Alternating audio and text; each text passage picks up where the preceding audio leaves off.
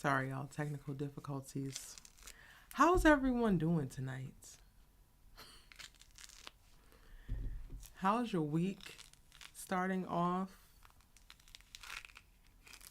How are you feeling? What are you thinking about?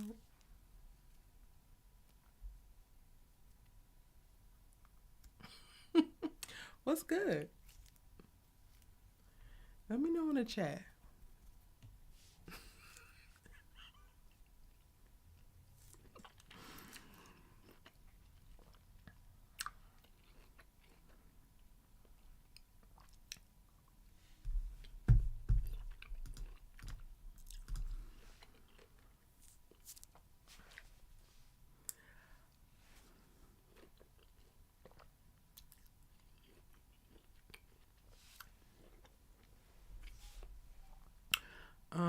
I'm gonna go ahead and warn you. I did not finish the All American episode. I literally watched the Homecoming episode at 5:30. Like, I did not watch it last night, y'all. Nothing moved me to. Life has been lifing, right? At least for me. So your girl is doing everything between trying to create. Am I buffering? Okay. Create content, develop new things for the channel, stay up and catch up on certain things. Somebody read me for filth over at Mark Dark's live for one of his videos. I got in the chat trying to support my homie, and somebody was like, you over here, you need to be dropping them All-American reviews. Well, damn. And then off of the internet, life has been lifing. Like, your girl yesterday spent most of her day shopping for a new washer and dryer. I'm a dog mom, so daily, and some stuff with him. Work, like, just being an entrepreneur, having certain things have to happen. Like, life has been lifing. So I was not moved yesterday to watch either of these episodes. Naya was losing her mind in our group chat. And I was just like, I'm enjoying my peace, okay? I am enjoying, like, going through the whole day and getting the things that I needed to get done, and then not turning on either one of those episodes for them to upset my nerves even more. Also, your girl has been reading a lot. So, like, I have been wearing my little library card out, and between the books I'm actually reading and audiobooks, I have not been moved. But I did not go live last week, and this is the Homecoming finale, and I love y'all. Because honestly, if I did not love y'all, the episode probably wouldn't have got watched until at least this weekend. Maybe. I'm already there. But because I love y'all, I'm like, I have to give them this. Aside from this being my channel, a place for me to express my thoughts about these shows, like, this is a community for us, and this moment in time for us all to come together and talk about this, and for y'all not only to talk to me but to talk to each other, that's y'all's, right? And I can't rob y'all of that. So I'm here.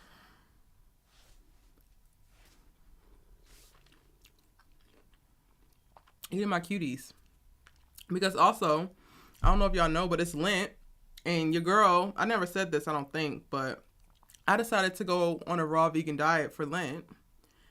And even that has been interesting. Sorry.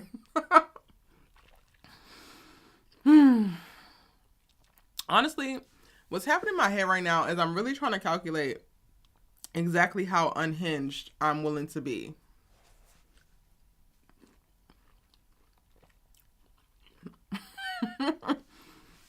With that said, y'all can talk about All American, but I just won't be able to chime in much because all I've gotten up to is Dr. Spears randomly showing up and or not randomly showing up, Grace finally calling him, and then him deciding to be relentless all the way up until Brink coming on campus after Spencer does some goofy stuff with Kenny and telling him what it is and what it ain't, and then I had to come get on live. Like, that's where I was at, so I don't have really much to go off of. Some of y'all have alluded to certain things that happened in the episode, but I literally don't have no thoughts because I haven't seen it. Like, I haven't seen what Olivia did, let alone her be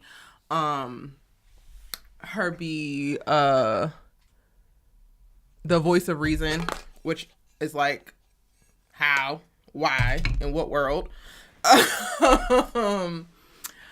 So I don't have no thoughts about that, but y'all can talk about it. Y'all can spoil all the hell that you like, because I don't even know if I'm going to finish it. It's so much other stuff going on. Like, we're not here to talk about what I'm actually excited about. We're here to talk about All American Homecoming. So we're going to do that. Drop y'all's ratings for the episode. Let me go ahead and do this right, like I don't know my damn job. Let's shout everybody out.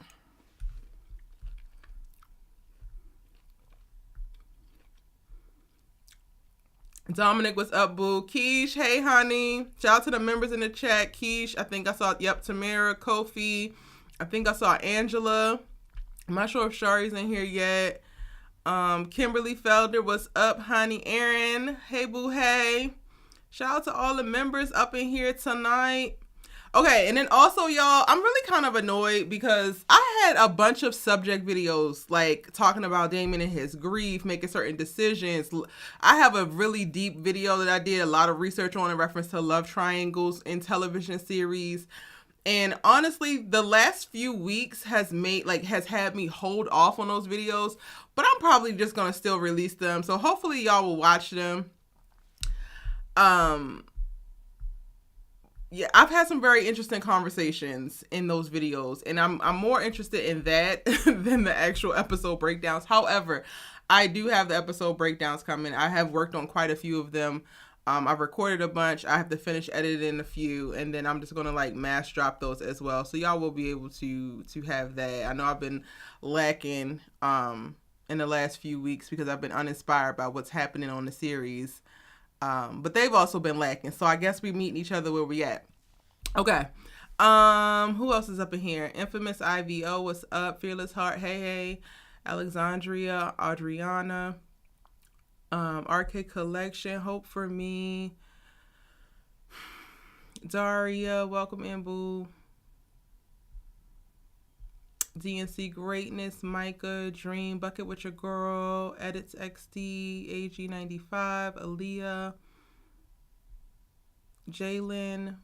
Hey, Justin, y'all. Welcome in, boo. Daria, Bree, Kendra, Lawrence. Hey, honey. Rainy Day Studio. Cindrica, boo. How are you?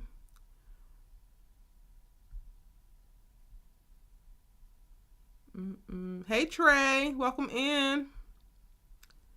Gail or Gael. I think that's everybody. Is that everybody? Nikki Baby. Oh, Shakana. Oh, I missed a few. Cha.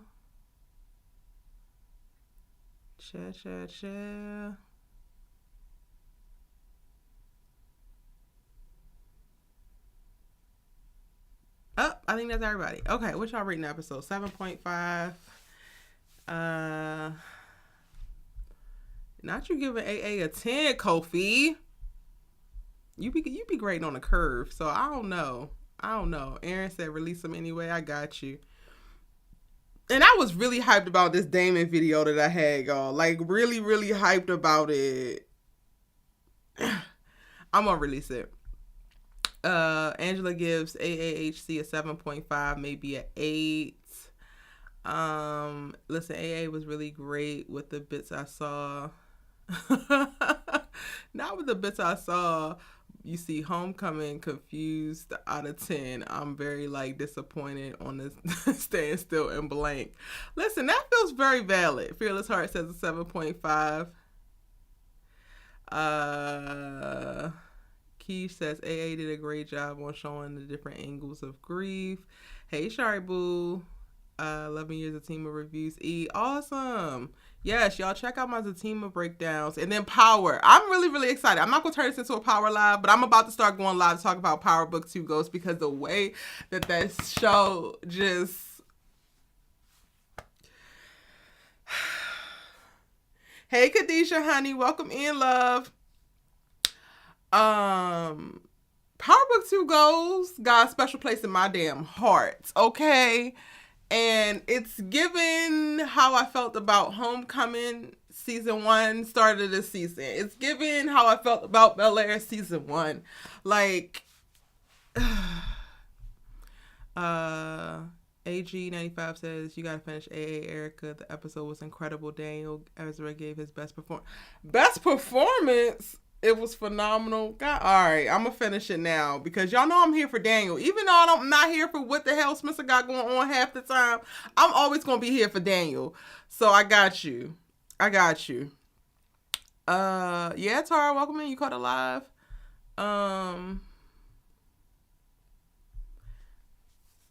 Aaliyah gave AA a 9, AAHC a 8.5. Nicole 101 gave AA a 10, AAHC a 8.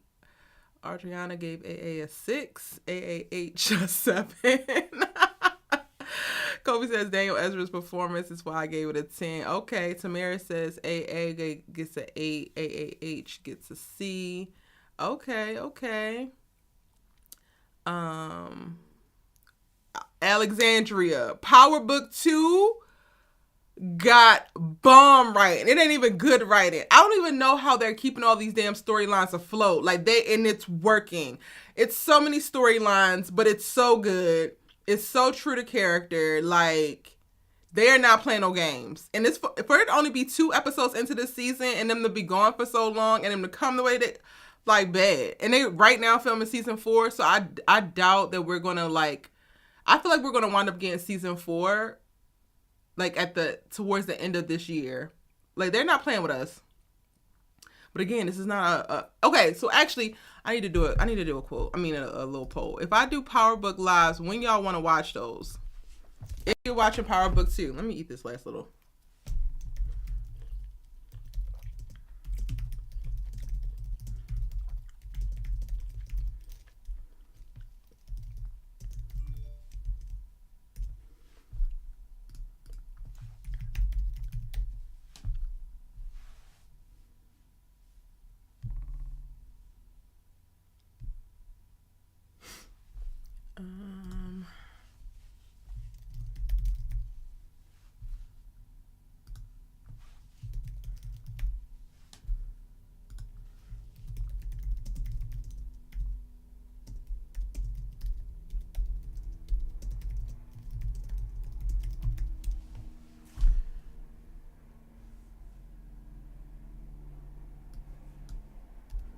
All right, take the poll. If y'all are watching Power Book 2 Ghosts, I got a poll going on of when should we do the lives for that.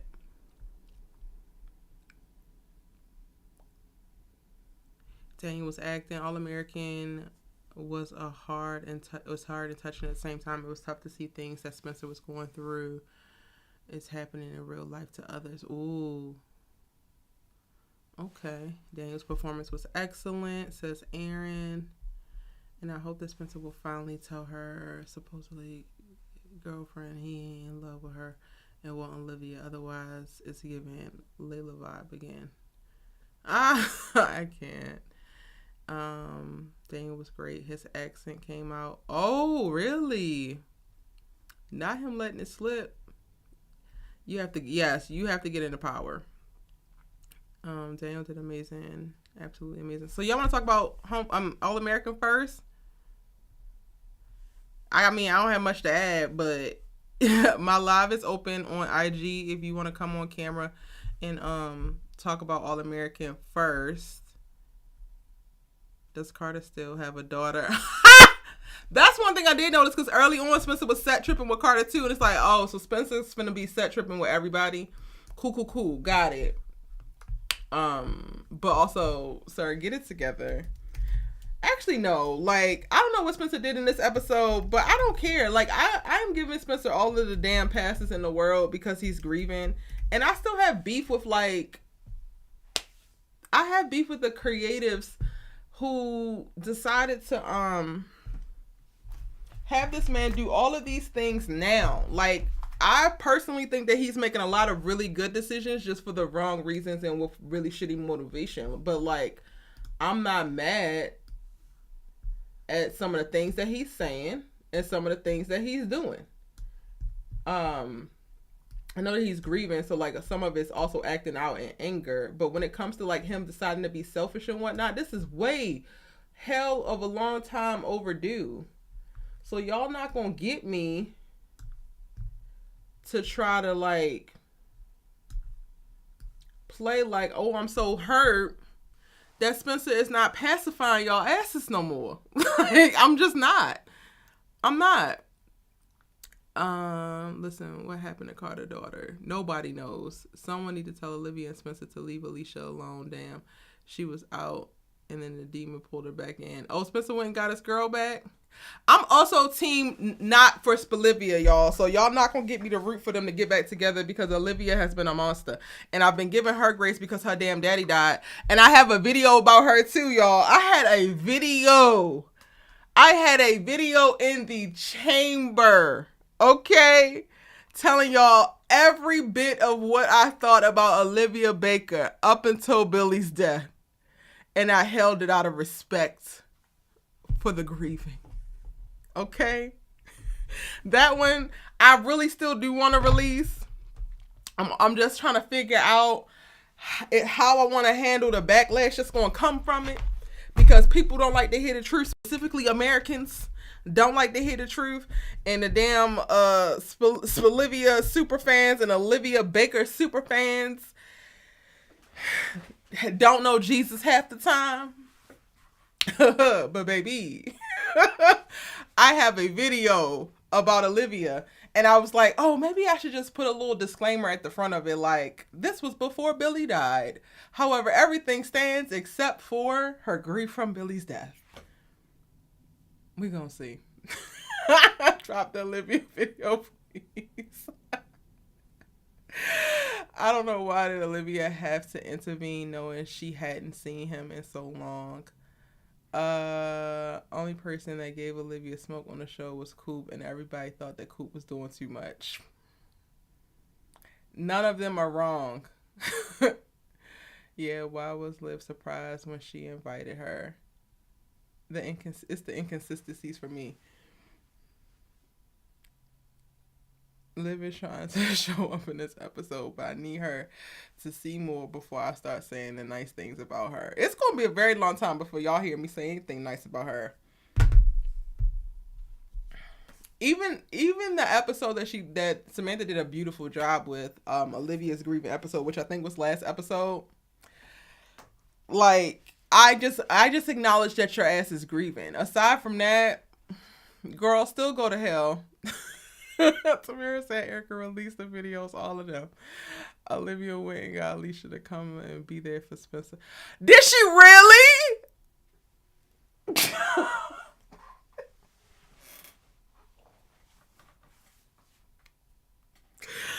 Y'all, the way that I like...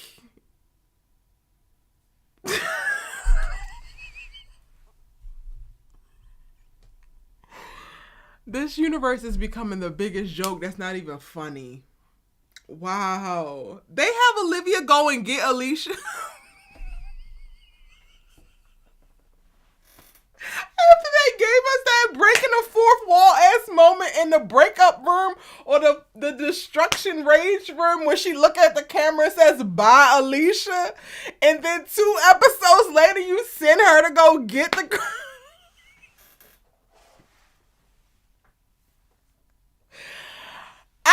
I cannot.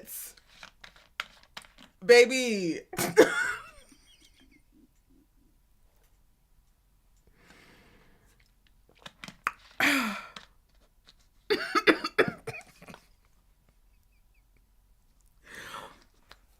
It's so dumb. Yes.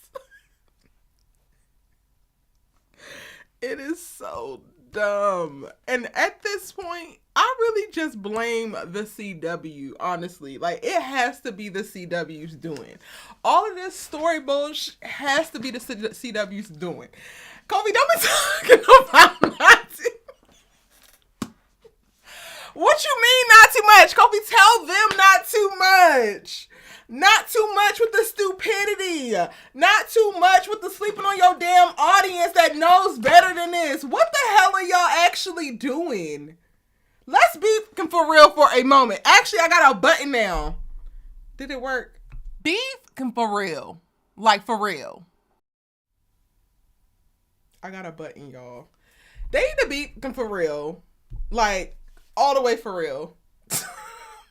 Don't say not too much on me, Kofi, because I am laughing to keep from crying, and I'm really controlling so much of my rage. I haven't even seen the All American episode, but y'all telling me these plot points is absurd. Like, they are absurd, sir. Absurd. Olivia goes to get Alicia for why? And Alicia ain't punch her ass in the face?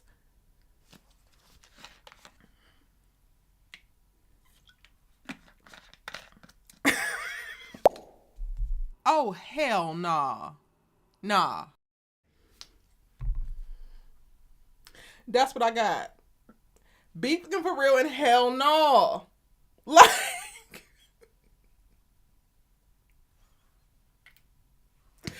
if y'all want to come and like talk about All American, because that's clearly where we're at, right? Feel free to request me on IG and I will bring you up so you can speak your piece. Because I literally don't know what happened. I've only seen Spencer scream on Kenny, get too smart with Grace, dismiss Carter, try to son Dylan, and then run away from Dr. Spears. That's all I've seen. Oh, and I've seen JJ apologize. That's all I've seen.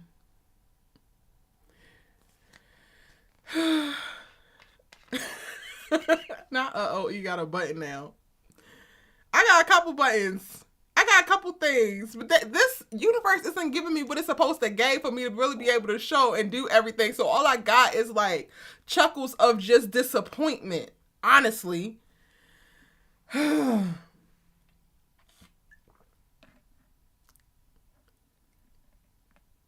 getting Alicia was ridiculous. One reason I couldn't give AA a full 10. That and the Patience and / Miko story. I don't even understand what's happening with Patience, y'all. Like, I don't understand it.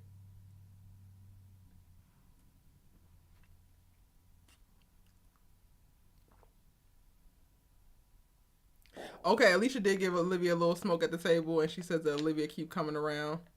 Do you think that Patience left her phone out on purpose? Do y'all think that Patience left her phone out on purpose? Kofi, you gonna have to come up and tell people why you give this episode a 10, because my ass ain't watching, so I can't answer none of these damn questions. I honestly believe that they're gonna have Layla and Patience get hurt or kidnapped or something, because the Miko girl is giving full-blown stalker on those Lifetime shows. Lord have mercy. Alicia coming all late to Spencer intervention. Didn't act. They gave Spencer an intervention.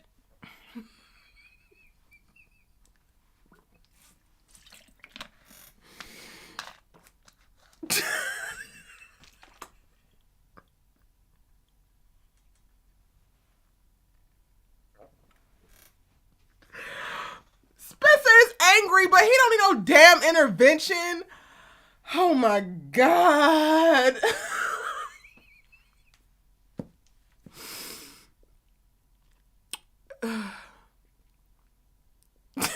Y'all want me to watch it? I'm only watching because Daniel apparently gives the performance of his career. They gave Spencer an intervention.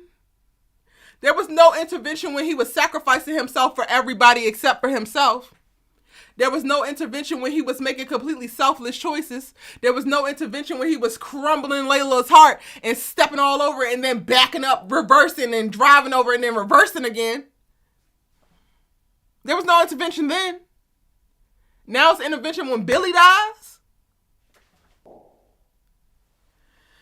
Oh, God. This is wild. Zai says, Space Out, welcome in. Spencer finally faces pain after what you seen. It was a really good episode. It's how a lot of men are grieving out in these streets. Okay, I can get behind that. I just can't get behind certain things. Like, I'm not laughing at Spencer grieving at all because I think that that's very, very real, which is also why I'm very quick to be like, okay, he came at you crazy, but he grieving. Okay, he's ignoring you, but he's grieving. Like, I literally do believe that he's doing a lot of the things that I have wanted him to do just because. Like, be clear. I wanted Spencer to drag his nuts for a very long time and tell all these people to go to hell. Honestly, like, I did not want or need for Billy to die for Spencer to be like, okay, cool, F you. Okay, cool, yeah, I ain't gonna be able to do that. Okay, cool, but yeah, no, it's really not cool. Like, I have wanted him to have this energy regardless. So for him to have it, like, them to be giving him an intervention now that he's doing the things that he should have been doing to begin with, but for the wrong reasons, it's just like, no. He's not the Spencer that y'all know and love. It's not the Spencer that he used to be, but he should not have been that Spencer to begin with. Y'all have depended on him way too much, and I'm tired. Y'all have, like, been complicit in preventing him from getting to his goals, and y'all framing it like y'all actually love this boy and everything that he was. No. Shari says it wasn't an intervention. What was it, Shari? This was the best I've seen Daniel act. Really? I feel like season 3, he was putting in that damn work, okay? Zah says it wasn't an intervention either. Okay, well, who the hell said it was an intervention? Because somebody said it was an intervention. I know I ain't crazy. I ain't make that word up.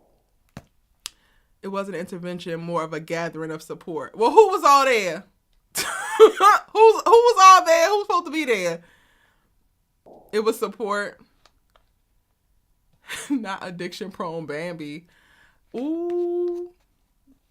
Spencer really just needs to talk to Darnell. Wait, Darnell's in this episode? Oh, okay. So we get a really good cry Daniel Ezra moment. Kimberly said, I cried when he broke down. Okay. They giving Alicia that Layla treatment, and I hate it. Well, I don't really know Alicia like that, so I don't really care. For real. I mean, I don't want Spencer to be out here doing wrong, because I feel like it's not him. That's not his person or personality, but...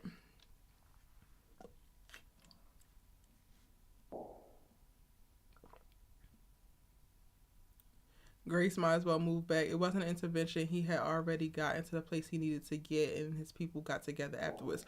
Who is all his people? Because who y'all feel like is his people ain't who I feel like is his people. So you want to call it grief support instead of an intervention? Fine. Spencer was doing the absolute most and needed to be gathered one way or another. Gathered how? I don't know if I would say that he needed to be gathered. He was doing a lot. Like, at the top, screaming on Grace, like, boy, if you don't calm down, but that's between him and his mama. That ain't for everybody. All of his friends. Who is all of his friends? Because y'all know I don't believe that they are all his friends.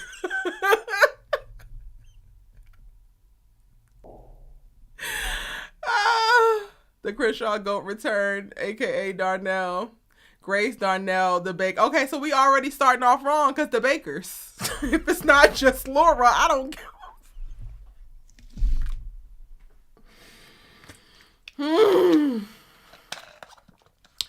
I cannot. I did not.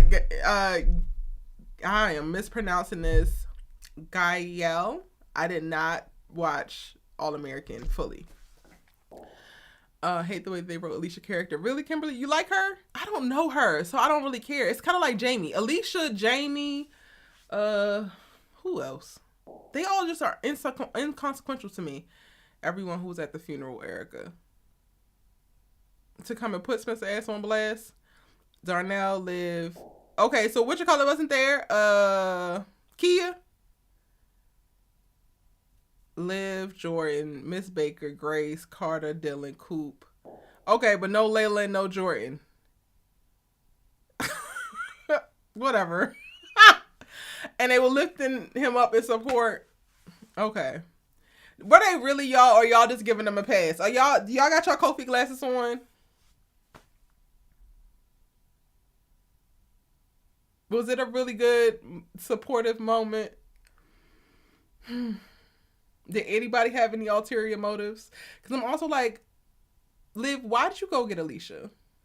Did you go get Alicia because you actually want Spencer to be happy and you want to put his feelings and stuff first?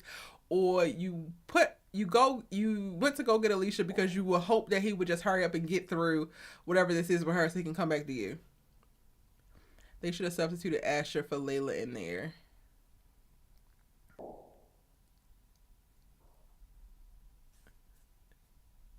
Kofi glasses is a good thing. It's optimism. He sees things optimistically.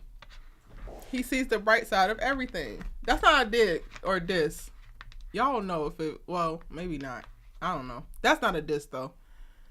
But Kofi, if you are comfortable with me calling it that, I will change the name. Kia was on the last. I know Kia was on the last episode, but they could have gave us some more. Like, they not giving me enough to tune into, y'all. So like, Kia ain't on enough episodes. Erica, what do you think? What do you think? See Thea and AA, will it be more interesting for her character to come over to the dumpster? To go from one dumpster fire to the next? No. What the hell she gonna do in Beverly Hills? Kia and Darnell should have been in the episode. That's what I'm saying. Kia and Darnell in the episode together, and Daniel giving the performance of his All-American career. That would have been a 10. Just when you put that down on paper, that just equal 10. Like, I don't make the math rules. The math just maths, you know? Olivia don't know why she went and got Alicia. She just be doing shit. Layla did not need to be there. Spencer had 3 ex-girlfriends in one room. Who's the 3? Alicia was there. Olivia was there. Who's the third one? Because Kia wasn't there. Who's the third one? Who else Spencer be messing with?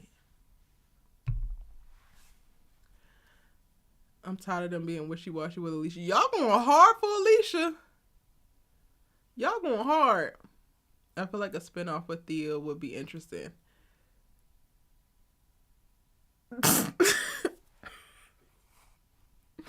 Edix XD. You know Thea is my girl. Thea is my girl. But what are they going to do? Do you know what they had her doing the last 3 episodes of the season? This.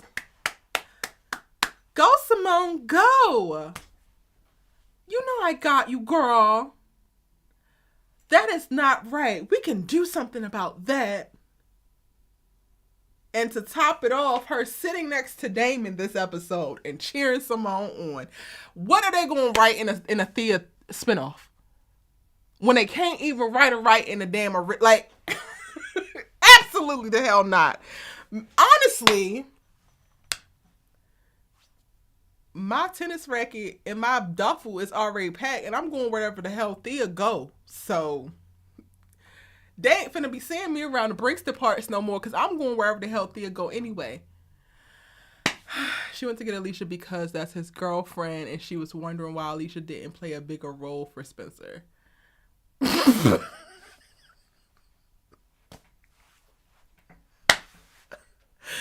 she look in the mirror? Why Spencer didn't play a bigger role? Meanwhile, you conspired to push this hoe out. Like, that's some sociopathic y'all. Y'all do realize that, right? And I'm just going off of what y'all telling me. From what y'all putting down, the words that you putting down, that's what it looked like. I gotta watch the episode for myself. But Olivia Baker was wondering where Alicia been when she was actively pushing her out. Like, what? So dumb. Like, what? Kimberly says if they were going to do a true love triangle, Spencer needs to be really conflicted on who he's going to choose. We all know who he really wants to be with. I don't understand Alicia's purpose. I don't understand the purpose of a lot of things. But we're here. Olivia was telling people they need to be there for Spencer no matter how effed up he treated them.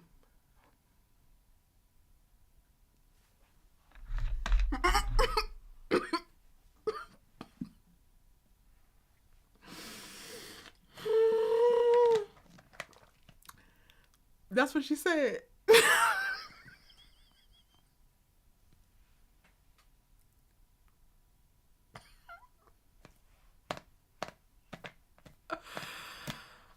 Oh my gosh. That's what she said. You need to be there for Spencer no matter how bad he treated you. Regardless of him spending the last 3 years giving up all of himself, his brain, his energy, his emotions, physically to us. We suck him dry like vampires, and the one time he tell our asses hell no and to go to hell, we need to forgive him. Because he has already forgiven us 50 times. He can have this one time, but only this one time, y'all. This one time. That's it. I mean, I did ask him to tell the police that it was him that crashed the car while I was driving drunk. That's why I'm going to give him this one time.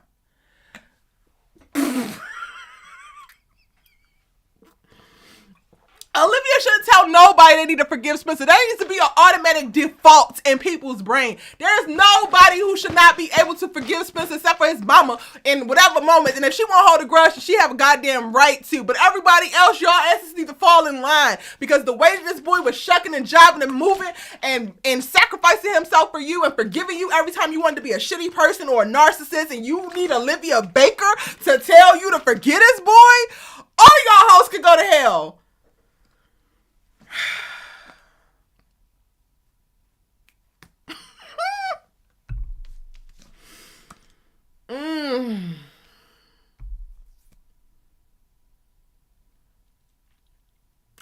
Yeah, all of them could go to hell, if you ask me. Because no, absolutely the hell not. Now we get the play-by-play from y'all. This is so messy, but I love it, low-key. Shari said they don't need no more spinoff. They clearly can't handle multiple shows. Did Olivia forget for Alicia's man? Oh, at Billy's party now she's confused as to why Alicia's not involved. Liv was like, does she not know Spencer is hurting? She's abandoning him.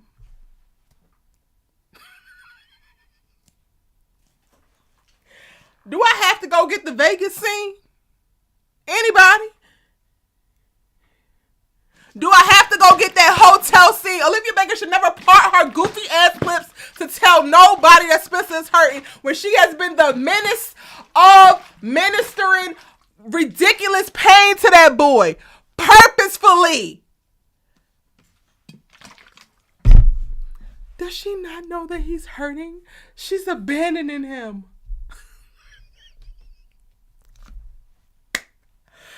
Olivia Baker ran her goofy ass across a Black Lives Matter mural and jumped into Asher's arms.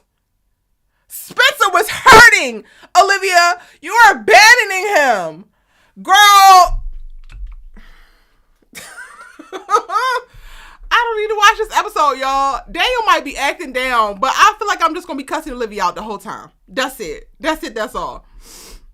Liv sat there with a straight face and asked Alicia why her and Spencer didn't work out. She didn't. No, she didn't. No, she didn't do that. All right, y'all, stop it. Because now you got to try and get a response out of me. She did not do that. Olivia sat across from... Y'all, stop playing. Micah said that... Can somebody confirm that Olivia did that before I even... Whew. I was waiting for Dylan to throw a right hand, not gonna lie. Spencer in his Jay Morant bag. I don't know who that is. Yes, Olivia was talking straight up nonsense. They making Olivia look selfish. Fearless heart. Olivia is selfish. Oh, selfless. My bad. Okay, they making Olivia look selfless, but her going to Alicia like that, knowing Spencer owes her a conversation, was so selfish. Ooh, yeah, that's part. She's selfish. She still is. Olivia a goldfish. Her memory is gone. That's still no excuse. Kimberly Felder says people are saying Olivia never abandoned Spencer, but what happened within those 6 weeks? He didn't hear a peep from her. What happened in that damn hotel? What happened in that damn car? What happened when you finished painting that Black Lives Matter mural and then you sashayed your ass across it and jumped into the arms of that white man? I don't want to hear it. That betrayal, okay? Betrayal. She ain't never did it. Maybe she ain't never did it 10 times because the Holden did it at least 5.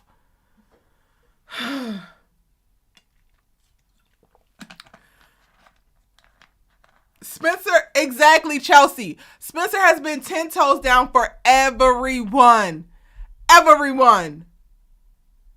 Erica, do you think that Clay will come back? I hope that Clay is off to find better things for himself because they have fumbled the bag with that. I have no idea. Honestly, y'all can't ask me do I think anything is going to happen because I have no idea what's happening in this universe. I just visit here so I could come and talk about it with y'all. I have no thoughts about what they're going to do moving forward. Because I never thought they would have Olivia go find Alicia and then sit across from her and say, girl, what happened?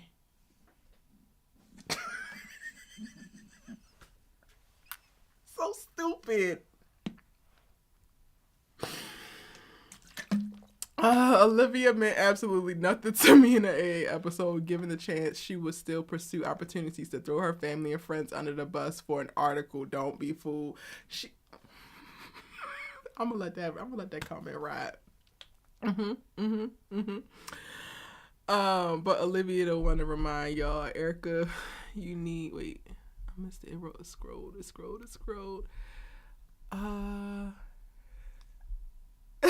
Marsha, hi Marsha. Now it's 3:50 in the UK. Thank you for joining me. Wait, somebody said Erica needs to do something, but okay, Erica, you need to just finish the episode because people up in the chat hella misrepresenting low key. Okay, they misrepresenting. I mean, I'm ready to talk about Homecoming whenever y'all are, but it ain't gonna be no better. So AAHC went downhill as soon as they had Damon Dad die. The whole plot changed. The whole thing. Olivia's been a menace since season 2. Period. Because he just says, I mean, if we forgive Spencer and Coop for getting Liv shot and never mention it, hey. Touche. But they didn't. If you gonna blame anybody, that is Coop. That's on Coop. Spencer ain't get her shot. He took the bullet for her, but he ain't get her shot. Olivia needs to make up her mind. She already made up her mind. Only thing that matters is her mind to her. Olivia want to dance. Olivia want to write. Olivia want to paint. Olivia want everything but be a good person. I love that. Ashley Renee said she should change women now. What changed her?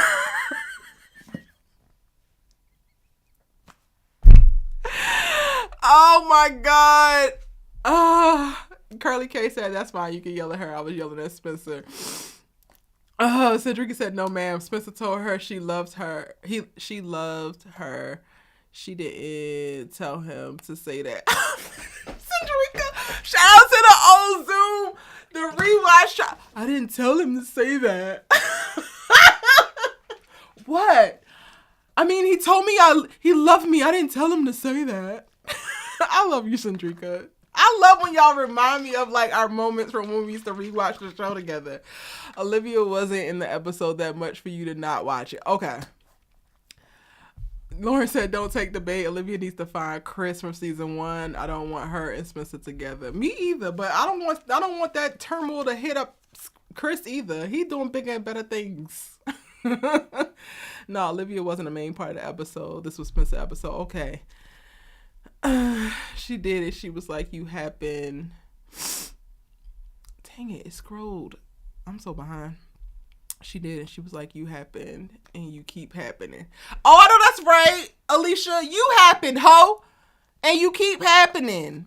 Olivia don't know what she wants. She needs to concentrate on her sobriety and stop worrying about everybody else, period.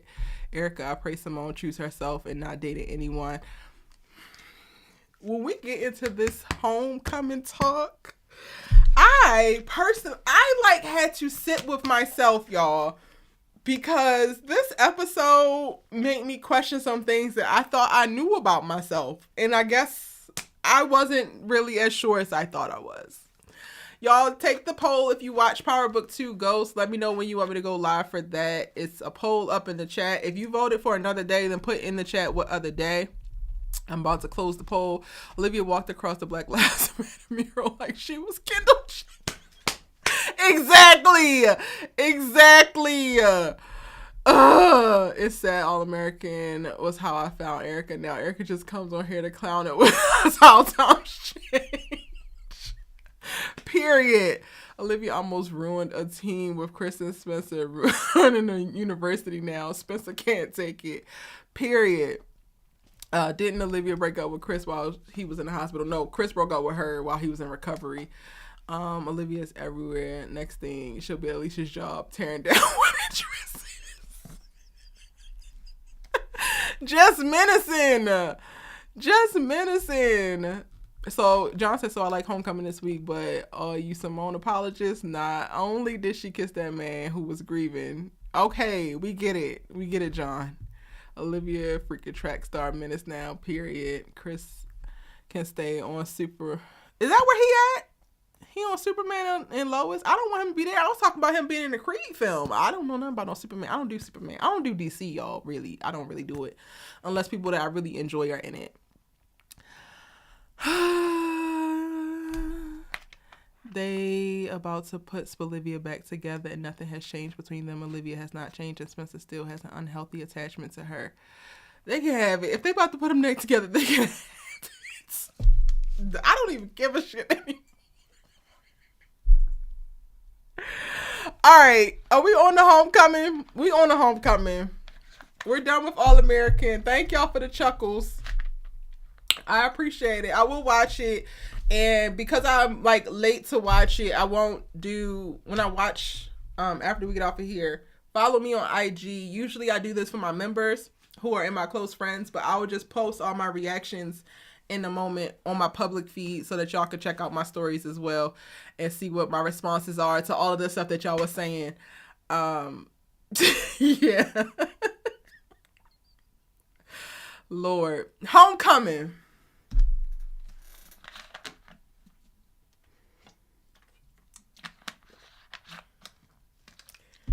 I can't even rate the episode because it's not even that it was just like the worst episode. It's just like, I really just sat like, why?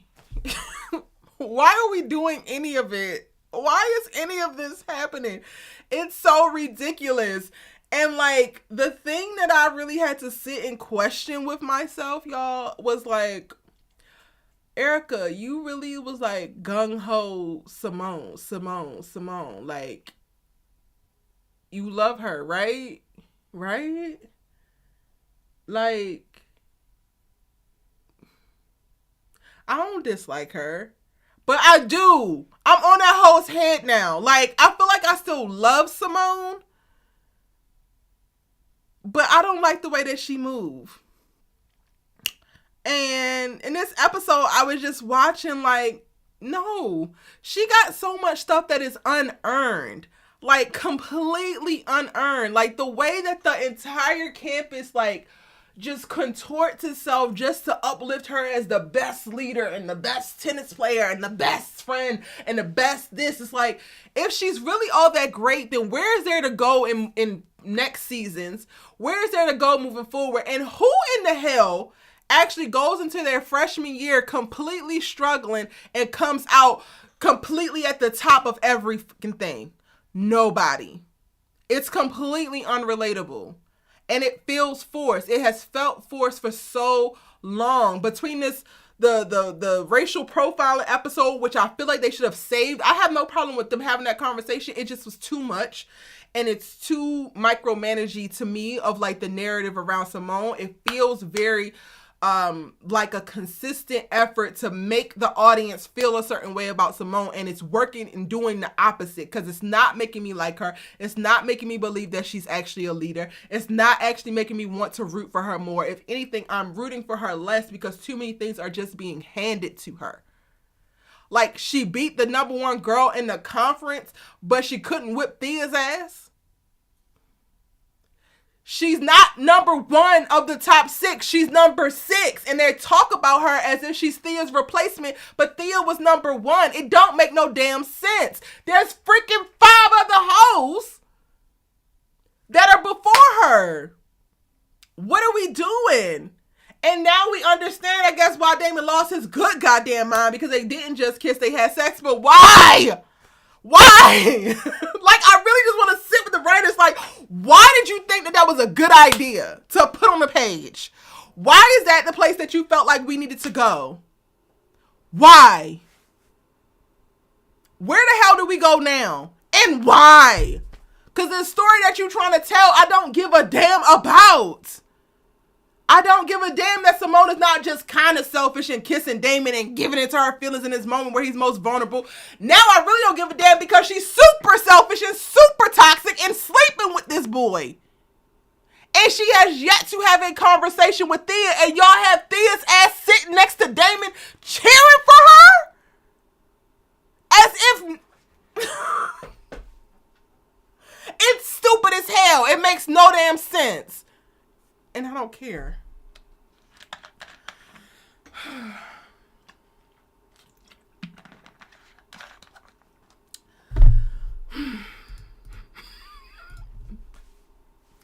Y'all, I'm hot. I'm really hot because I really got to a place of like, oh damn, maybe you don't like Simone. But I remember a time where I really liked Simone. I remember a time when this damn spinoff was announced and I was fighting in the comment section against most people who was just like, this is not gonna be nothing. Simone don't have no story to tell. And I was like, nah. Simone is the perfect choice for this spinoff. And then here we are. A year later. It ain't 2 years later, Damon. A year later. Look at us. Would you come here and look at this? Look at this. A damn dumpster fire.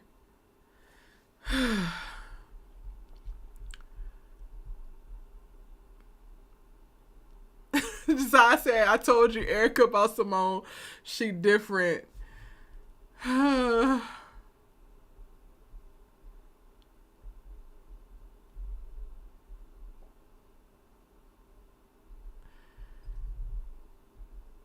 I'm on Simone's head too. Like, you slept with both of them too.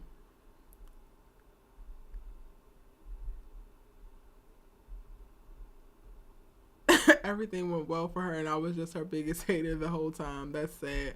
It's not sad. And I don't think that you were her hater. It just don't make sense. It's not earned. Meanwhile, you got Spencer over here leading the other show, and every single thing that he getting, he barely getting crumbs. He got to earn. He got to fight tooth and nail for it, and then he turn around and give it away, and then Simone just gets handed to her? Make that make sense.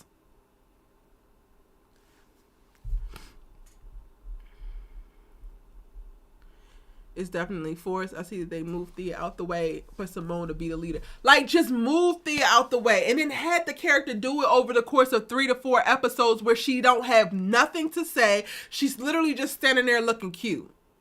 And saying, go Simone. Y'all spent, how many episodes they got last season? 13? 13 episodes last season. I would say like the first 5 of this season. So y'all spent 18 episodes building up this dynamic, this this great conflict, this nuanced relationship between Simone and Thea. Only to spend 4 episodes having her be like, girl, you have always been it.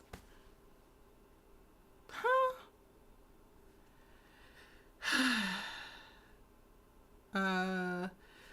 Gael says, Erica, Jeffrey says she's in a journey to love herself and need to remain single, but if she have to choose between them, she will be better with Lando than Damon.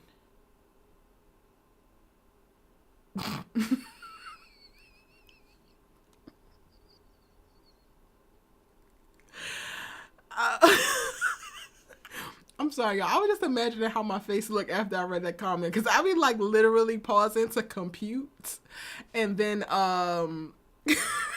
figure out what of what I just thought I am actually going to say. Woo! Okay, that's what she said. Cendrika said Thea's not on the tennis team and they are literally just handing everything to Simone, trying to quickly make her the greatest. It's whack. It's whack. It's so whack. Everybody just falling in line. She's the phenom. She's the greatest. She's the best. Ciao. Oh, I got some people who requested.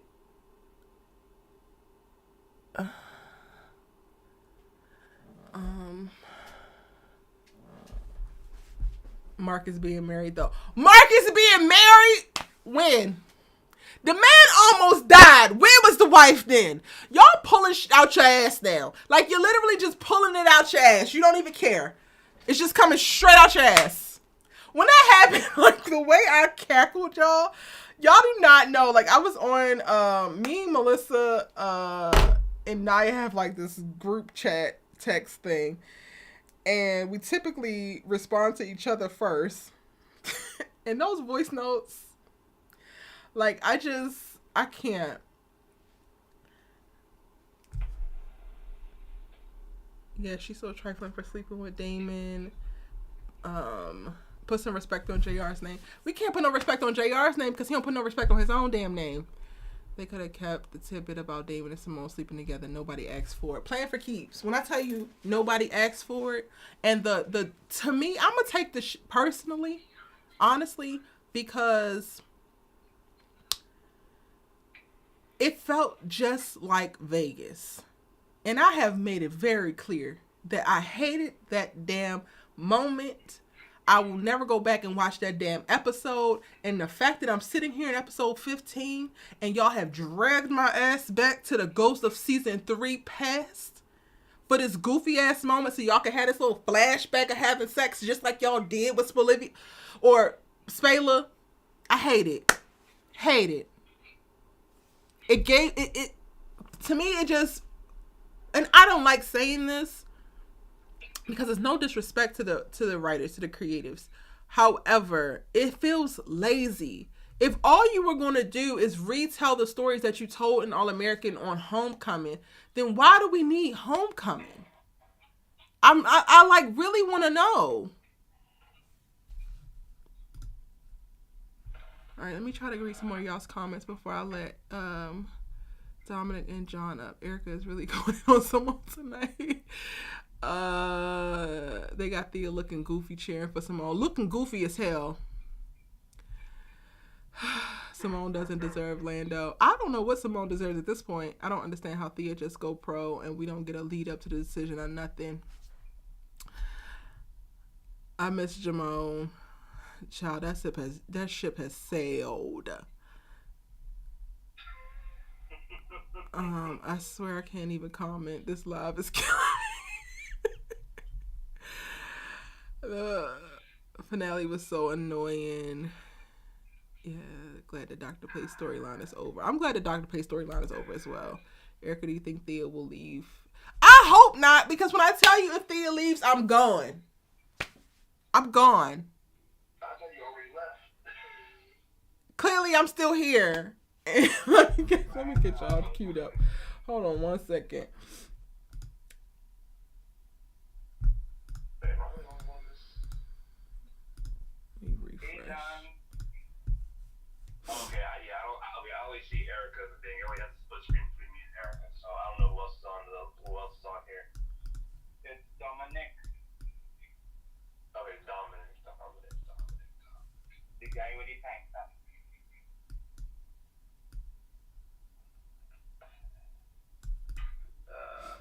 Hold on, y'all. Hold on for me 1 second. I'm glad that I'm here because I need to talk about Homecoming. Let's hold on. When Erica drinks this, because I'm conflicted. I'm a little bit conflicted. I'm not conflicted whatsoever.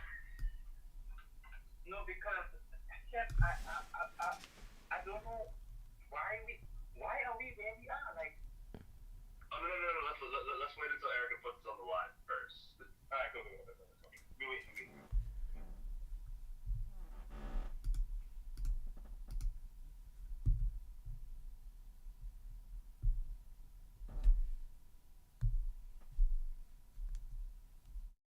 Like the video, y'all, and hit the subscribe button. I appreciate you. Now let's get back into it.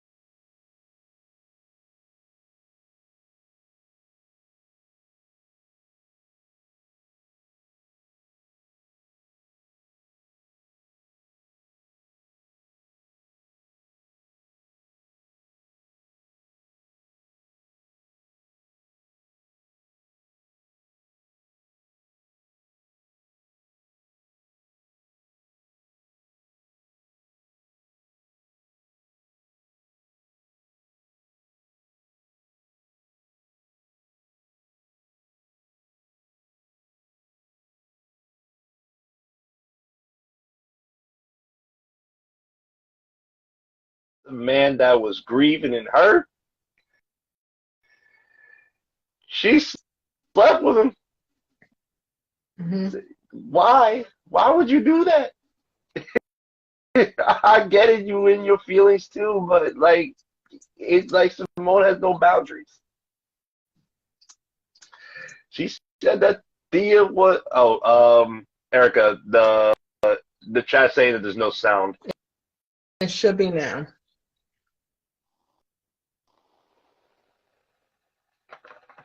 I'm on the.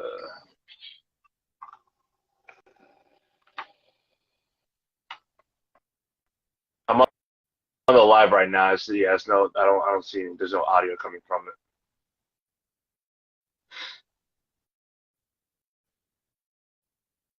Okay, they can hear now. Man, that was. Oh, there we go. There we go. There we go.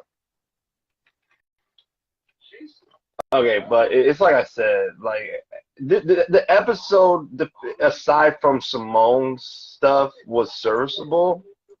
Like, I like Keisha's little thing where, like, she tried to ruin the Miss Pace or whatever, and then, ended up doing a 360 and, like, letting her know and trying to fix the situation. I like that, I hate that the whole thing with Pete, the KEK, the whole hazing thing where JR might have to like lose his, his letters and all stuff like. I kind of hated it, but then also, if you do this stupid stuff, JR, this is on you. It's giving Spencer with that stupid ass trophy. So. Oh, of course. I'm just saying I hate that it's happening, but it's giving us something else because, like I said, the whole Simone thing, man, it's just straight trifling. Like, I'm sorry, it's just giving. I don't know who's more selfish at this moment, season 2 All-American Homecoming Simone, or what is this season? What season are we in right now for All-American? 5? Or season 5 All-American Olivia. And I'm talking about like writing the article Olivia. Where she just did not give Oh no. It's still Olivia. Y'all are never gonna make this argument happen. So no. I'm just wondering. Now granted I asked the wrong person because Erica, you will remember we're at a point where we just make fun of Olivia at this point. You've given up all hope on Liv. Mm-hmm. Or as we like, or as you used to call her, she who shall not be named. She who I think we should go back to shall not be that. named. Okay. All right. Anything else from the episode? I mean, aside from, and then now, Marcus. Marcus over here living the double life. My man is. I'm assuming that what happened was like when he was going to like when he got like I'm safe to assume that when he got like when he became the coach or everything, then when he stepped away and started, doing all the mental health, all that stuff, I feel like at the time he was going through like a divorce with his wife. I feel like that's what's going on right now. I want to give Mark the benefit of the doubt because Marcus is my boy, but I'm assuming that what happened is that they're going through a divorce, and I guess now that all of a sudden he's doing good and everything, the wife that he probably is in a divorce with or going through a divorce with is popping back into his life to try and make things right. I mean, it's convenient. You can't have Marcus or Miss Amara actually be happy. You got to throw some drama in there. Do you have to? No. I'm just saying this is all American. It's like I know, it's but like do they have to? It don't give that they have to. It gives that they don't know what else to do with themselves, so they doing this. That's what it's giving. It's like I said on an Instagram post, and me and some guy said it that like it's turned to a whole chick flick and all stuff with petty drama. My thing is that's basically what the shows have turned into, petty drama. There's never like an episode where it can just be, just them having a good time. There's no ulterior drama. It's like you can never have any of the characters not have any drama. Like, we couldn't have just have Marcus and Miss Amara just be okay and not have to introduce some random ex-wife or, current separated wife. I'm shocked, but I'm not surprised. I'm over it. Dominic? Hi, everybody. I'm Dominic.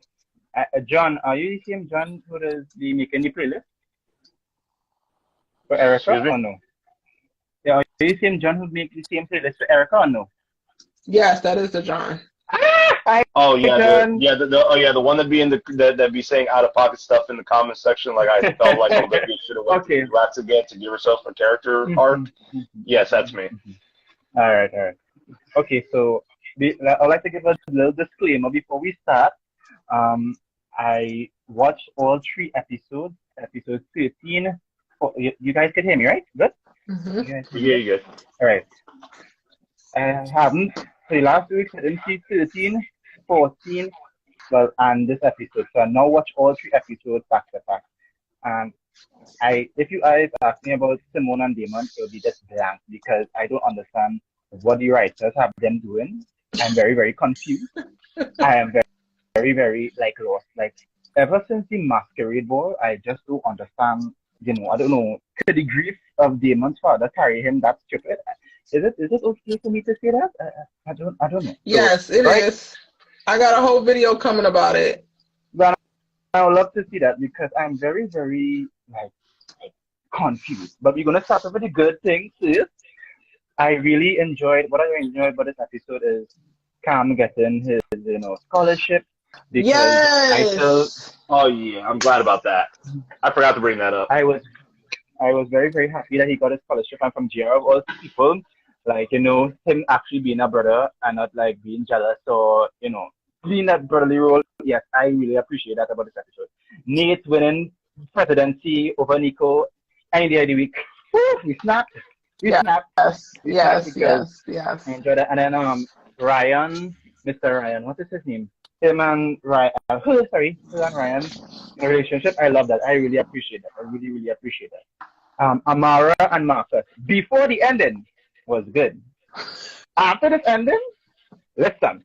And what John was saying, I don't know if it happened as you said, the divorce. Yeah, I think that's what was happening. Like when he went to the pros, and between the pros and when he came back to Bringston, I felt like he had a wife he wasn't seeing, Amara, and when he started to see therapy and tried to better his life, he tried to cut off from that ex-wife and trying to do all the divorce papers. And because I think in one of the episodes the therapist had asked Marcus,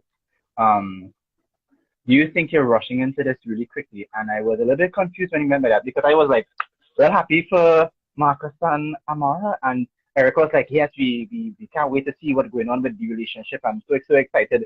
And then to see this was like a season 3 renewal. It was the season 3 renewal. You didn't get that little sauce, a little juice, so I don't know. So, and then that's my positive. I have a positive. Okay. The negative, no, I don't. What rating did you give this episode, Dominic? Confused out of 10 because I'm very confused. I'm very, very, I'm very, very blank. Like Simone, she is this great tennis leader, this great person. She's the great source of reliance for everybody, but she had to submit a paper for the teacher. I'm confused about the kids and now potentially had sex with Damon. What's wrong with you? You see somebody grieving and you want to have sex with the person. I mean, sleep in bed with the person. What is wrong with you, girl? So yeah. Then she going from top 6, eliminated, can't play a game for one wrong, and then she has tear spot. She has tear spot again. How? In 3 episodes to her? How? What happened? How? I was so confused. And I was so confused. So confused. And then Camille giving her the spot. She planned on leaving All American Homecoming no, like I confused and I feel like my hands shaking and all.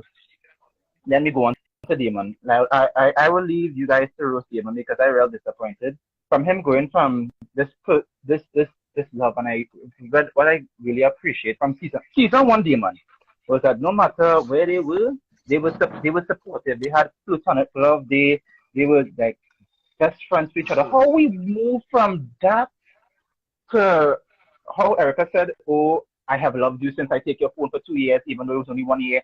That don't make no sense. That don't make no sense to me at all. So I'm real disappointed, Damon. I don't know if we still off Jesse Raymond Senior head because we still haven't seen any Dinah. Erica, your thoughts on that? Are we still on his head, or are we still giving him a little pass?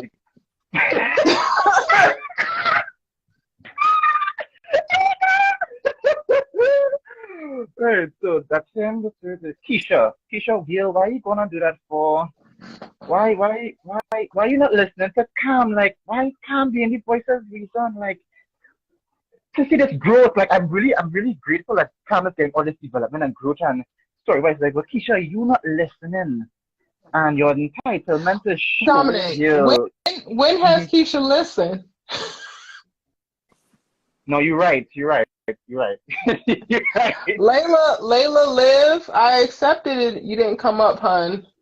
But let me be real quick so other people will come up as well. Mm-hmm. But like, yeah, you're not listening at all, and it's like not even character growth. You're not listening to Cam about him embarrassing him in front of his brothers, his PKC brothers, and then apologizing. Like, you know, with Tia, even though she makes the mistakes, she apologizes and then she learns and moves on. Girl, you're not showing none of that growth. You're not showing none of that at all. Anybody else here to talk about? Whoop.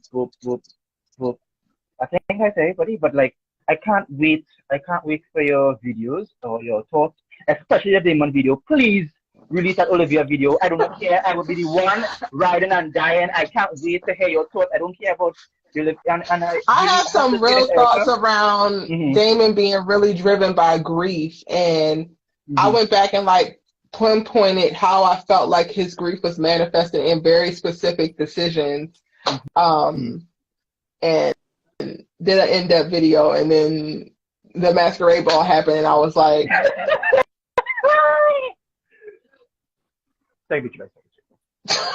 okay. No, but I have to give you props, Erica, because I really and truly do look forward to coming to live, to be able to express my thoughts, because every single time I go on Twitter, especially the Twitter hashtag, which you have blocked, they in support of this, they in support of Damon. This is Lando and Damon with Simone and Lando with Simone. And what else do they want? Let's be real. What else do they want? What else do you all want? It's like these two people, Damon, Simone, and Orlando, sorry, looking fine and they looking beautiful, looking sexy. What else do they want? What would the character development? What would the story? And you know what? I had a moment in this episode with Cam and Simone, and I was like, y'all are literally proving my point, because they're all fine.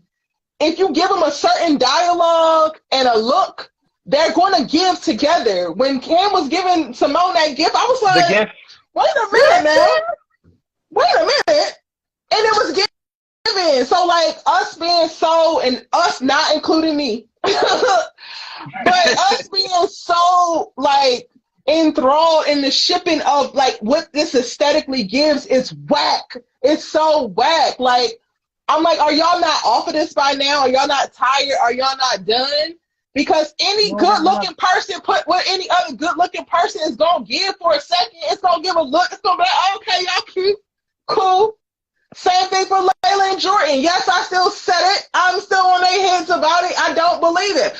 Is she being a great support while his daddy died? Yes. Is Jordan now trying to be a good person because his daddy died? Yes. But that doesn't, those are not things to, like, build a long-lasting relationship off of. Now, I'm less on Jordan and Layla's head now because I'm just kind of like, all right, y'all not bothering me for real. But to me, it's in the same vein of that. It's like so many people are shipping people just because they feel like they look good together. And it's like, okay, but then what story is going to be told once this happens? Because that's where I'm asking, honestly. I'm always for the best story to be told. And the fact that I can't even like talk about it, the only place I can talk about it is on your YouTube channel. I really appreciate that. So thank you so much for having that space for us to talk about our thoughts about the show without getting quoted or tweeted and having anybody else, getting bashed on for your opinion, because it's your opinion, on the show. And if you don't like where the characters are on the show, and you can't even share your thoughts about it on any other platform besides your platform, Erica, it makes it even more baffling. And still, I am for Clayla and Leila. Clay and Leila, I still for them. I don't care what Jordan has to say. I don't care if he's looking fine every other day. I do not care. I do not care what comes out of his mouth. I do not care. Right? I want to see Carter and Grace in wherever the place they live in being successful. I want to see Jabari being successful, basically, and Layla being successful. What I'm being shown is not what I have been with.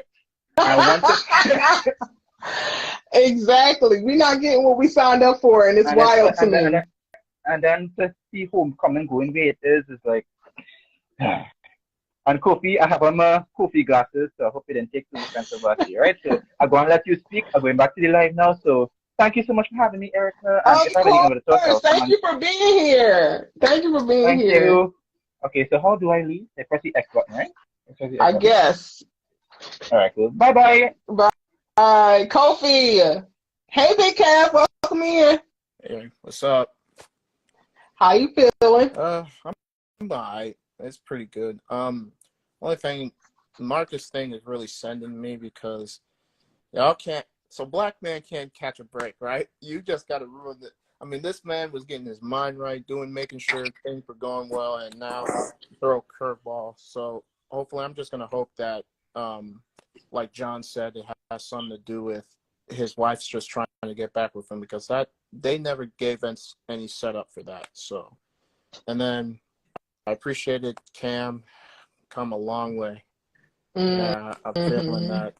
And look, I know you cool off JR, but I think JR's sick, because if you watch the episode, he has, I think his aplastic anemia is back. So I wasn't feeling that. So, and why do you feel like his aplastic anemia is back? Because the nosebleeds. Didn't you see that? What you said, you watched the episode when he was typing.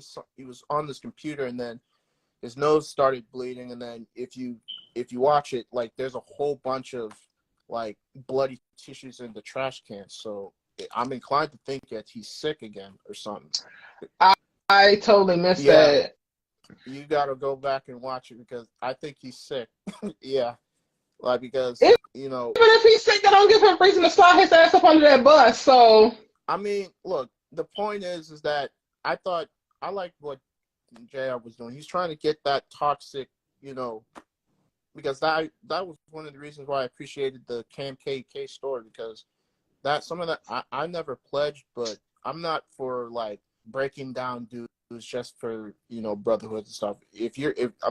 I've never, done that. So, but I appreciate the dude going over there, breaking Lou's arm, and I was right. Cam was like, okay, the moment I cross, I'm gonna beat they, and sure enough, he made sure he took off his letters and handled his business. So I was happy. Right, but when it comes to JR, what is it going to do? That's actually, how is this going to be helpful for you to slide yourself under the bus? Meanwhile, your line brother, who allowed another chapter member to come in and do this, the one who you were trying to get the letters taken from, he is still going to be there. So next season, he's going to be the Dean of Pledges, and it goes back to what you were fighting against, and then everybody is subjected to it anyway. Like, in theory, what he's trying to do is like, okay, cool, but it's like, it's going to hurt everybody. So that's why I can't really respect JR's decision to go and say it was him. I would rather him go and snitch, because no, you're not only sacrificing yourself, but the line and future lines is going to be in turmoil, because who are you leaving next up? That boy was your he was your lieutenant.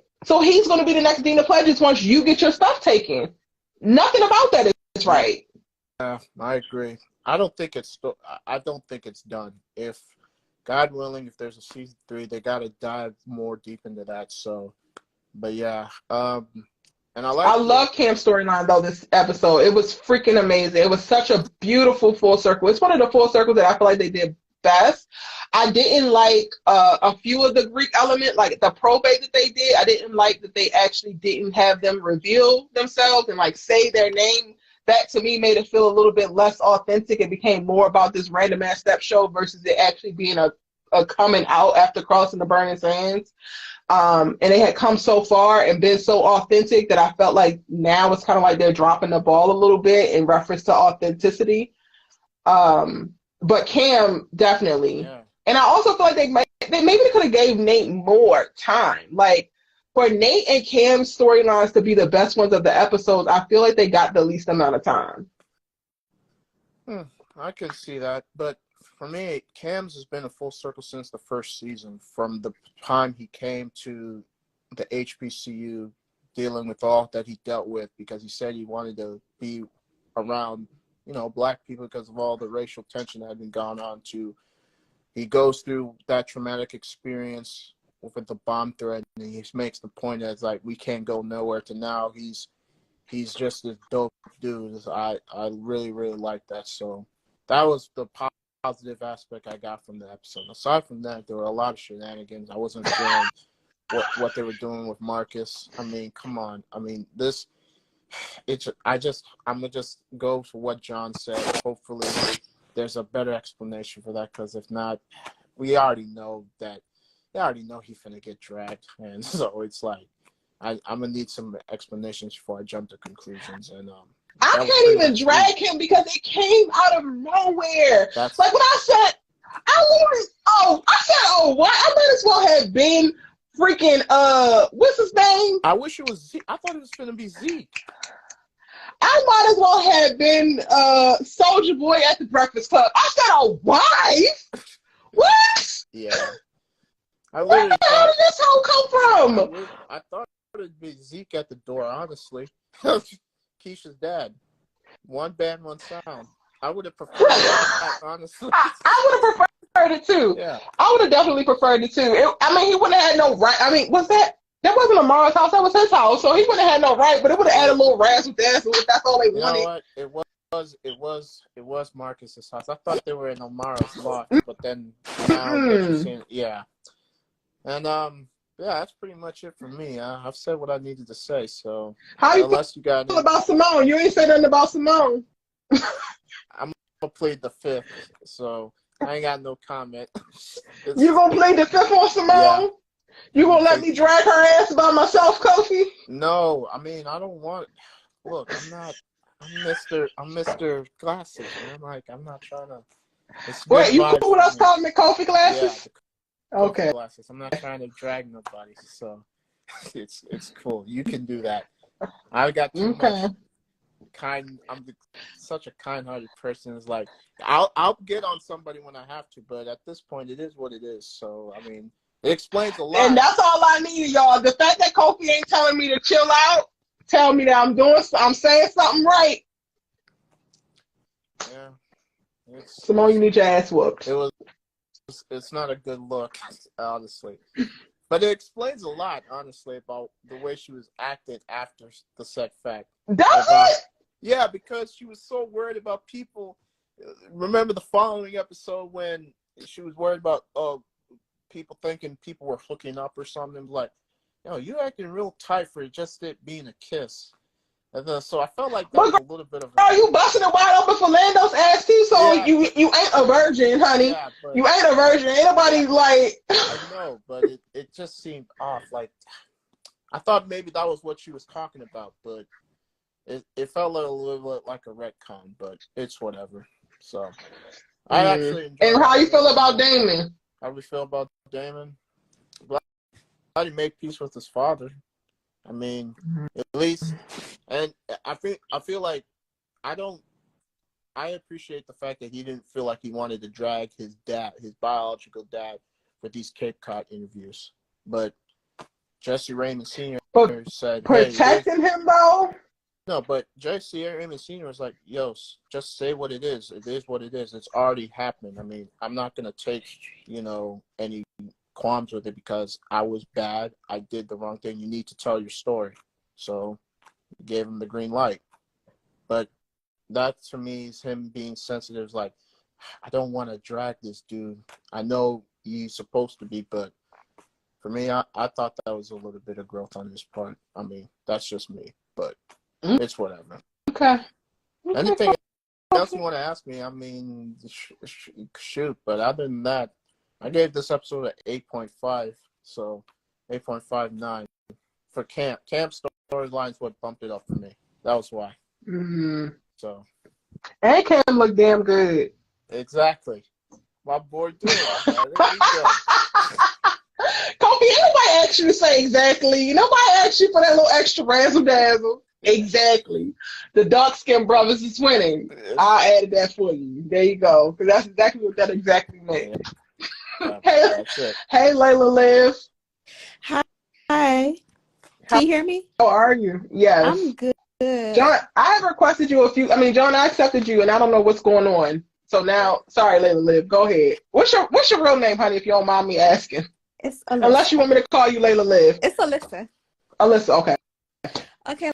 Hey, girl. I just feel like this finale was just super annoying, and I did expect it so much better, honestly, because at first I was hesitant to even watch All American Homecoming because I really didn't like Simone that much. I thought she wasn't that interesting to get her own spinoff, but my cousin convinced me to watch it, and I was like, okay, it's actually better than All American. But now it's just everything's just being repetitive. Like, I hate, like, at first I liked it that Simone was struggling at first in college because, like, you know, Spencer, he was not really struggling. He was the best football player. Like, he works for everything, but he was like the best on the field. And I liked it that Simone wasn't, like, Thea was better than Simone. Like, Spencer was better than Asher, and Thea, I liked how they made someone else other than the lead better. Like, I liked that Thea was better than Simone. And now they're just like giving everything to Simone. And I don't even know if they're trying to write Thea off or not. Like, if they do, I ain't watching the show no more, honestly. I'm not. Like, I can't blame you. I don't even know if they get into season 3. Like, is the show been renewed yet? It hasn't been renewed yet. But all signs that I'm hearing is that they are getting renewed. It just hasn't been announced yet, but they haven't confirmed it. I hate how they, like, the last scene was Simone choosing. Like, they could have did any other stuff. Like, me, I expected more drama. Like, they could have had, I was just waiting for Thea to find out about the kiss. Like, honestly, like, I love Thea and Simone's rivalry so much. Honestly, like, I like them being. The fact that we ended the season and Thea still don't know, it's like wild to me. Meanwhile, Damon has already come to Orlando as a man, and now that makes even more sense. Now, okay, I can understand why he went to him as a man, talking about some. I know that you got your little thing with Simone. Boy, if you don't go to hell, oh, sorry, babe. Go ahead, sorry. Yeah, that's what Simone should have did. Like, honestly, I ain't gonna lie. I low-key wanted like a cat fight. I don't care. I wanted like a cat fight. I'm sorry. Because I just wanted more drama in this episode. Like, I know Simone's the main character and everything, but, like, I ain't want to see her that much. Honestly. Like, I wanted to see other character storyline. I want to see more of Cam's, Nate. I don't really care about Keisha's storyline. It's getting old. But I just wanted to see more. Like, this finale was just so boring to me. Like, I couldn't stand, like, it was nothing. It was just all about Simone, like, getting everything she wanted, finally having her tennis sisters like her, and her Kappa, what, I don't know the name of that joint, Kappa something. Sisters like her as well, right? And then from the and then them giving Thea the cold shoulder. Like, I saw the look Tootie gave her when Thea walked up. Like, I couldn't. Like, even that, like, even the whole her having to choose between her probate and the exhibition. I'm like, I get that's like a conflict for a moment, but that's no choice. Like, you come out, like, you only cross the burning sands once, girl. You only probate once. This is an exhibition that your school is putting on as a consolation for y'all. It don't bring you up in any kind of ratings. It don't do anything for y'all's conference.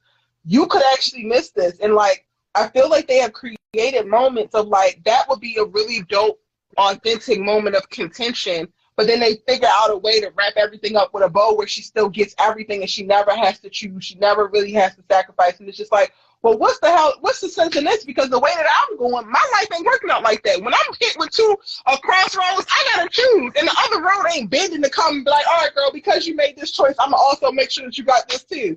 No, I'm just going without.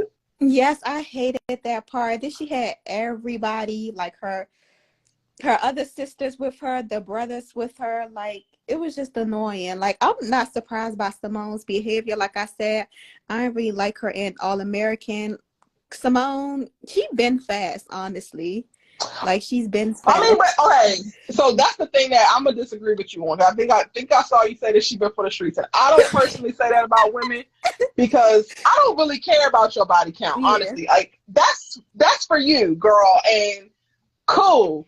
I was saying that I don't know why she was worried about people knowing that, because it's not like you don't have sex.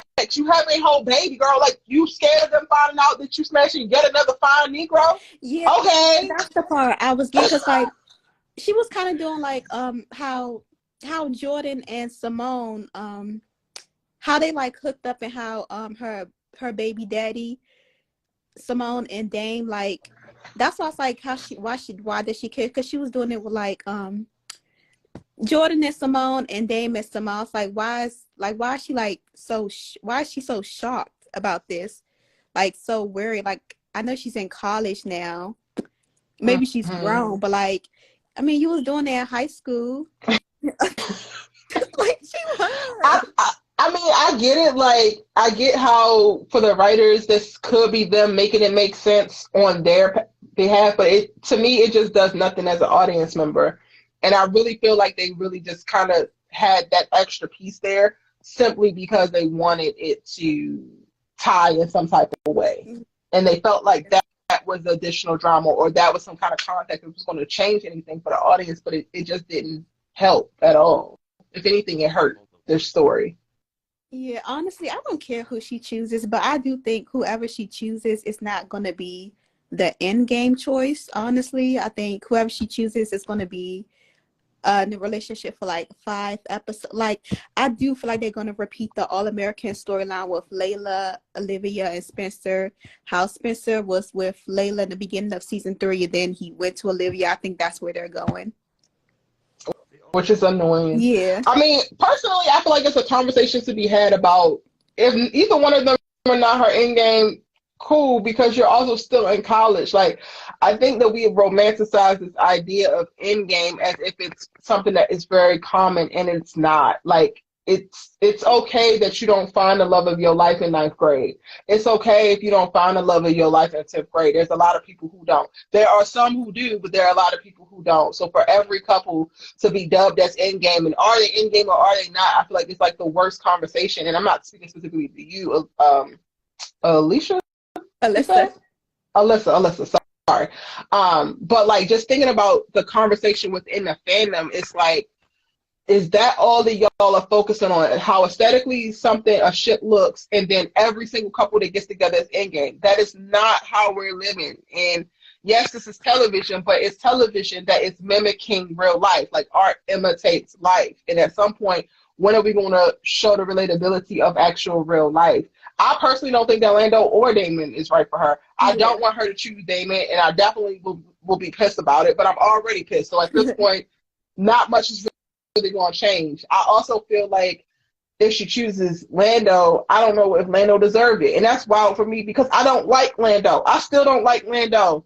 At the end of this episode, I was just like, damn, I don't like Lando, but I also don't want this to happen to him. I don't want his heart to be broken. I don't want him to go through the bullshit motions with Simone Hicks, who has been now reaffirmed over the course of this season that her entitlement is something that she should actually keep.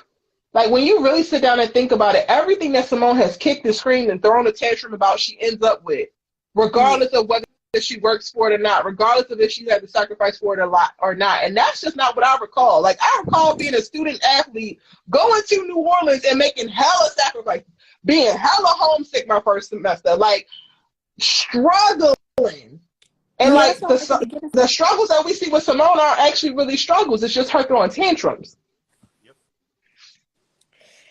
Yes, that's why I liked the beginning of Homecoming so much. Mm-hmm. And honestly, both of them, both Lando and Damon, they're both kind of like clingy to me, especially Lando, kind of. Like, I feel like sometimes they do look, I feel like he tries too hard. And Ooh. when I see the comments, like, they be like, oh, Lando understands Simone so much. He gets her. It's just like, how? I don't see Okay, that. babes. Can I be real? Yes, you can. I could be real. Yes. And you saying that, the first thing that came to mind of me is, honey, is your trauma talking.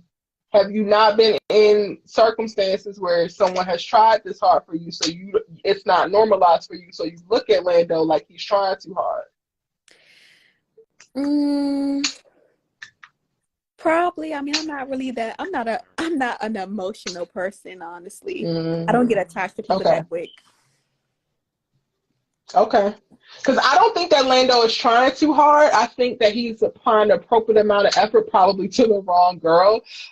What Lando does with Simone, I want for more Black women. Like, I want us to experience that. And I have been on the other side of like, and not gotten that and like thinking that's okay. And I only said what I said to you because I know like there's other shows that I watch and there's this really great guy who's like loving his Black girl through all of her crap, and she is putting this man through it. And I'm like, now having sat and thought like, damn, he's too good to be true. No, he's not too good to be true. He's just a really great man that still realizes that a woman's value is not in, specifically this Black woman's value is not just in what she can do for him, but she's in need and he's going to provide for her.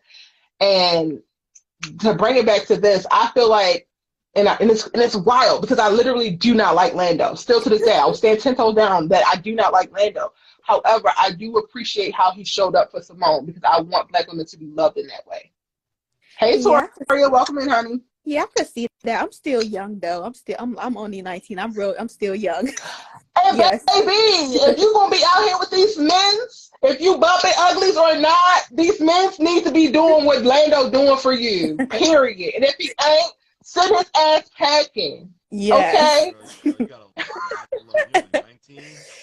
Ooh, but So many great experiences to come. Ooh, you just getting started. I do feel like Simone should be single. Honestly, I mean, as for Damon and Thea, I hate like honestly, I kind of felt embarrassed for Thea, like when Damon, not embarrassed, but like really bad when Damon like rejected her like that at the thing. Like I felt bad for that. Like I saw when they first had that little videotape thingy. It was in season 1 when Damon was making videotapes. Oh, when he was making his for the assignment, yes, the interviews. I saw the chemistry right there. But honestly, I didn't expect for that relationship to go anywhere, honestly, because I already knew they was gonna break up and setting Damon up for Simone. But I do feel bad for her, and I really hope that they don't write Thea out the show because she's barely in these episodes. She only had about like 6 lines in the finale and was just Simone's cheerleader the whole entire episode. Honestly, I couldn't stand that part. Yeah, it's a bit weird. What you say, John? I just realized that this was a finale. Damn, it was underwhelming. Damn, now that she just said it's the finale, like that. Damn, that's underwhelming. Like Thea really only had like 6 lines. Like she was like backup character number 6 in like a regular drama. That's how many lines she had. Exactly. Wow. It's quite sad. Damn, that's sad. Like I was on this live earlier. I didn't realize this is finale. What? man, they Yes, this is it for Homecoming, y'all. Tonight's or last night's episode was the last episode of Homecoming until season 3. If they get a season 3, because they haven't confirmed it yet. I doubt it. And I'm I'm gonna go sorry. back to what I said at the top of the live. I believe that this is all the CW's fault. The CW has put ridiculous mandates on them. They had to randomly, probably midway through, switch how things was going. I don't know if budget shifted or what. But this story they gave us is completely not in alignment with what they started the season with. So it tells me that something had to be going on the executive level. Something. That's how most of the time happens. I mean, it's just like with, Erica, just like how we could say the same thing with All American, the initial All American before the spinoff.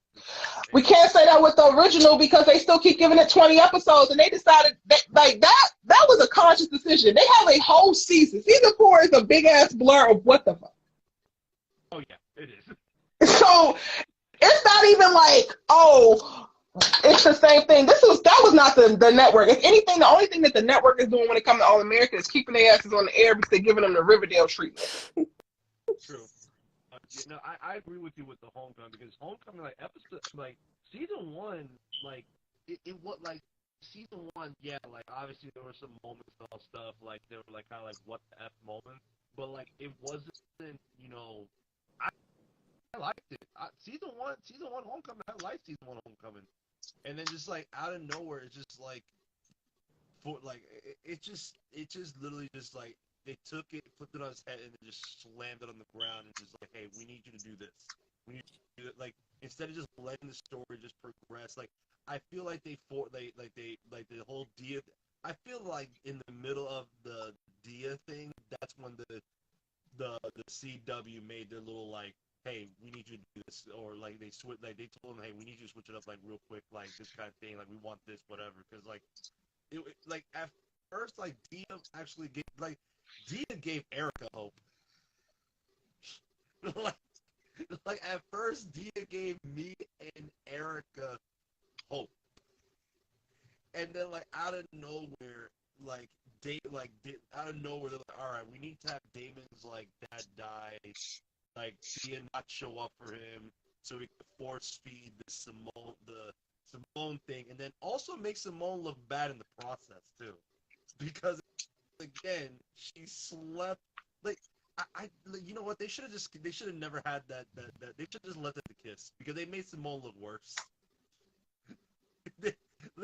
like it's like Kofi said, where like was it Kofi or Dama that they said they retconned the kiss scene and made it as if like it was beyond kiss, it was them, or as Erica said, bumping uglies.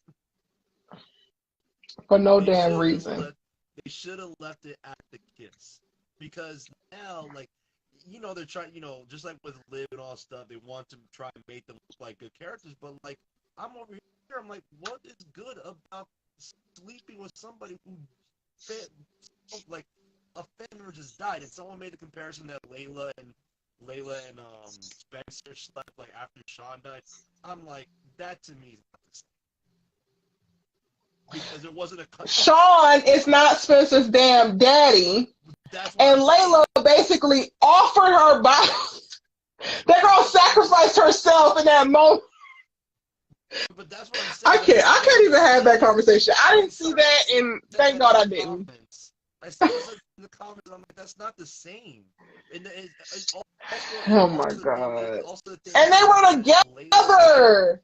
Yeah, weren't they together? Together at the time. Yeah, no, they didn't have sex. Ain't nobody saying you can't have sex while you grieving. Nobody is saying that at all. It would have been a different story. If it was Thea and Damon having sex, I would have understood it. I wouldn't have liked it because it would have been our first time, but I would have understood it. No, that's understandable. That's the reason why I didn't like that comment, was because they were together at the time. It's just that Layla and Spencer didn't physically, what's the thing called, consummate their relationship.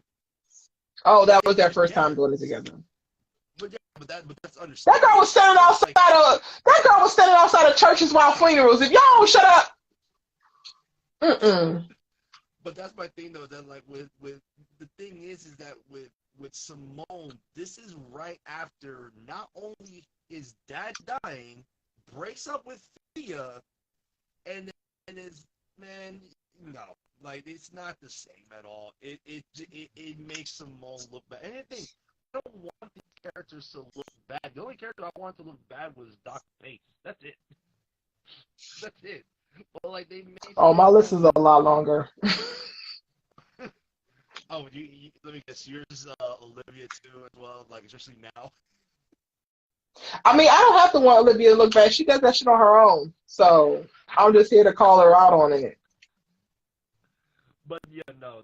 I don't make they Lando addressed that. look bad. The best thing about Lando is what he does for Simone, but the worst thing about Lando is what he does for Simone because he treats everybody else like shit and only is nice to Simone. So those type of men you got to be careful about. What happens though? Everybody, I don't really give a damn about looking good. Honestly, at this point, I don't care anymore. Period. Like, let's call the thing a thing. I don't care. Let's call it spade a spade. Erica just basically is here for the memes and the laughs. At this point, I'm just waiting for Thea to send the text message. Where are we going? Oh yeah, they haven't had. Well, yeah, they haven't had that conversation yet. Ever since the whole what's the called? No, Thea to let me know where we're going. If we're not coming back to Brixton, then cool. If we are coming back to Brixton, then all right, I'm ready to go to war with Simone's ass. That's where I'm at with it right now, y'all. I'm hoping it goes back to that because, like I said, me and Kofi. I think it was me and Kofi said the same thing, or it was I think it's like his name is like Kyuchi or like it's like Quiich. He's always in the chat Quiche, too. it's her. Quiche, it's a her. I don't know. I don't know how to say it. I was like Quiche. I was like, I didn't want to butcher it. But anyway, thank you. Mm-hmm. One of us, I don't remember what one of us said in the comments. We were saying it that like we didn't want, and you said too, we didn't want Thea to get her heart broken.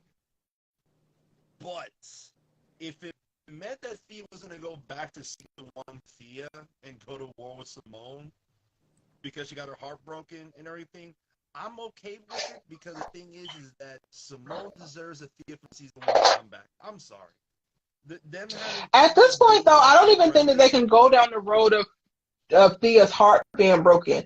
The way that they have played it, as if Thea don't care anymore, there's no inkling of nothing. They've written themselves into a place of if Thea comes back next season and she's just hell bent on being love struck, it's going to be wild because they spent 4 episodes making it seem like it didn't matter. But that's the problem is that they made Thea look goofy as hell for like the last couple episodes, making her think that it's like just not care. Like I'm surprised she didn't look at Damon weird when what he said during the game. I'm like about like come on baby all that stuff. I'm like talk him out, bro. Like wait, he said that? like, someone in the comments said something like that. Where like, yeah, I miss the blood in the trash can. I miss him calling Simone babe publicly. I missed it all because I was sitting there watching. 15 minutes in, I was just like, why? And the entire rest of the episode, I was laughing and cursing the entire time. Erica, if I ever live, wait, you live in what, LA now? Mm-hmm. I wish that like if my channel was there, it's like host like every Monday, I just pull up and we watch All American, and we just have like a face camera of both of us, and I'm just over here watching like whenever like Olivia pops up, I'm just like this, looking at you to get a reaction, just like oh this is gonna be good for the content, but like I said, like it just like the strongest part of the episode was the KEK little drama going on with the KEK and Cam getting a scholarship. Because I'm not gonna lie, when JR pulled out that scholarship for Cam, man, I wanted to jump to the thing and give Cam a hug because he came full circle from his Crenshaw days with the K. Yeah, that was a really good moment. But that was definitely a good moment. The problem was that was probably the only good moment the whole episode because like I said they basically just had basically everyone just revolved around Simone the whole time. Like yeah, we're gonna you have the game, but we're definitely gonna show up for you and all stuff. You have the 2 guys in her love triangle, kind of like acting weirdly friendly. It was a little weird how friendly they were, but I'm happy they're like talking about like the things instead of fighting each other and throwing baseballs at each other's head and recording videos recording videos and leaking them and stuff. They're at least cordial, but man, Simone is starting to look as bad as Olivia. For you. No. I'm saying starting. She's not For there you. yet because you have to work a long way to get as truly bad as Olivia, especially season 5 Olivia. But man, it's just and I think the only thing I'm interested in the next season right now is Thea ever going to actually care about the fact, or is like Thea going to find out that that they slept together and stuff like that? And I need to see what happened with Marcus's wife because that just threw me off so bad. I think I am rejecting it, honestly. I am. Y'all just pulled this wife out of your ass, so I am gonna go ahead and refuse it. Like as in like I'm gonna act like it didn't happen. Like I want to act like it didn't I'm happen. giving no mental effort to his raggedy ass wife. It's like what, None at all. It's like what Kofi said. It's like, man, you can't be happy, man. Like he fights his way back with with the whole the mental health and everything, just for him to become happy once with Amara, and then oh wow, this place looks so amazing. It's like, who's this? It's my wife. Why? Why do you gotta do this? Have no thoughts. Listen, anything else you want to add? Look, I will say this: if I could rewrite this stuff and everything, rewrite this stuff, I would definitely, please, for love of God, just write some episodes where it's just good times and like very little drama. Like it's a drama, yes, but you can have episodes where like okay, like the most drama that is like okay, there's a little bit of griefing, but there's no need to like every single time a character starts having good moments and everything, there has to be like for every one good moment, there's 3 crappy, petty drama pieces in order to just move the story along. There's no need for that every single time. Sorry. I don't even know if Marcus would count as that. Like, I don't count his wife showing up as necessarily a negative because we don't know the story behind it. They gave us no additional context. No. I'm talking about in general, not just the Marcus thing. I'm talking about in general where like it's just that every single episode has to have like some kind of like deep drama where like sometimes the episode can just be like a well, I don't know if I agree with that either though, John, because All American has basically been a sitcom up until they killed Billy, so Nah, you can't even say that because again, every single episode is just drama. Not every sitcom. I don't count the drama that you're counting as drama. Asher getting this girl pregnant and her still wanting the baby, and their biggest issue is that he's too overprotective. That's not drama. JJ is a drunkard, even though he's been drinking since he was 6 and he perfectly fine, but they're gonna try to make this work so that they can get Olivia's storyline off. Ain't really drama. Like, Billy died. Of course Olivia about to hit the bottle. I'm surprised Jordan ain't just start banging random Becky's. Like, all of it's not actually giving substantial drama. It's giving sitcom vibes for me. If anything, Spencer is suffering, but he been suffering. Like, he's been angry. Alyssa, you got anything else you want to add? Honestly, I think just the way how the shows is going, it should, like you said, it's CW. It's a CW show. Like, if you watch all the past CW shows and how... I had no idea, but I do now. Yeah. I had no idea. Like, if you watch all the other CW shows, as the shows continue, it just gets more and more, like, dragged out. But, like, I have, like, a question for you, Erica, is... Like, I know you're at your breaking point with the All-American universe, but, like, do you think that you're going to watch season 6 of All-American? Only for the memes. No. The only way I will watch it is y'all make me watch it. Like, only reason why I'm here today is because so many people, like, I felt bad not putting up the spoiler post for giving y'all place on the community tab to post, and then, like, y'all fill up my DMs and like are sharing your thoughts and getting off your chest. And I'm like, oh, I do gotta go live because they got some thoughts and feelings about this episode. So like Eric, me naturally, I wouldn't, but what would get me to continue watching would be y'all. Maybe a call or two from a friend that's on the show that's like, all right, I heard like, and things change. You know what I'm saying? Yeah. But I don't really plan on it, and that's wild because I had so many things in the works when it came to like my All American coverage. Like I had no idea before my channel blew up, specifically with this All American audience. I had no idea of like what Wattpad was and like fan fiction writing and stuff like that was. I had like in the works plans to do our own version of like rewriting the stories, and like while they were on hiatus, I wanted to put together like podcasts with like alternatives to the storylines and like cast people who could do voiceovers in the community and like give us something to do between seasons. But that was more so when I had more enthusiasm and I was like, okay, cool. Like now I'm just like, it's so different. I don't care. And like I feel like I've been,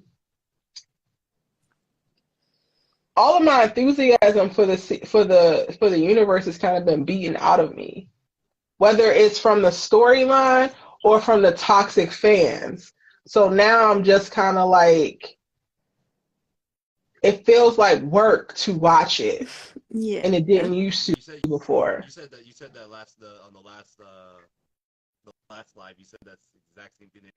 The one that we were just basically trashing the show and like you were just basically like reading the comments, everyone was just going all over the place, just trashing living and stuff like that. You were even saying that like, you didn't even watch the episode. You're just like here just because we were just requesting.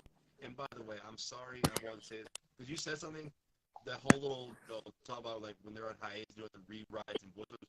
Hey, I would have been all in for that because there's a lot of people who would. There were so many people in the community who like are into it, and like I know there's a lot of people who want to break into writing, and for me it's like I have to be careful because I want to help people with their writing, but I also have to be mindful legally when it comes to like intellectual property and like y'all original ideas. So if we were to do, you know, our own fan fiction, that would be different because it would be clearly borrowing from this concept, and then we will be focusing on there. So I can help people become better screenwriters, and I can help people try out different things as whether they're voice acting or whatever. And within that container, it seemed like it was going to be the perfect thing, but now it's just like, and it could be something that we still do, but I just am not excited about the characters anymore. Eric, at this point also, if you were to do something like that, you probably like it wouldn't even be like you probably would like just go back and like have like you, me, like Kofi and stuff like that, like rewrite how we would do like season 3, like go back and all stuff and just that just make that like a project. But like doing it now, like I can understand the enthusiasm as a response. By the way, someone said in the comments, remember Erica how we clowned All American for never being for them never being at school when they were at GAE. Someone in the comments basically said that All American Homecoming is the exact opposite because they never explore Atlanta. Which I'm not mad at, because that's kind of true to life. Especially when you go away to school, like you rarely leave campus. Yeah. So I'm not mad at that. I get that. I just wish it was like at least like maybe 1 or 2 episodes where like they kind of were in Atlanta and stuff like that. But I mean, I could understand like why they wouldn't leave. But like, I just found it funny. The dichotomy between both shows where like they're never at school and then the other one is they're always at school. Right. Like, I just find that funny. But yeah, I would have been. I'm about to switch back into the YouTube though, John. Thank you so much for jumping on with me. Have a great day. You too.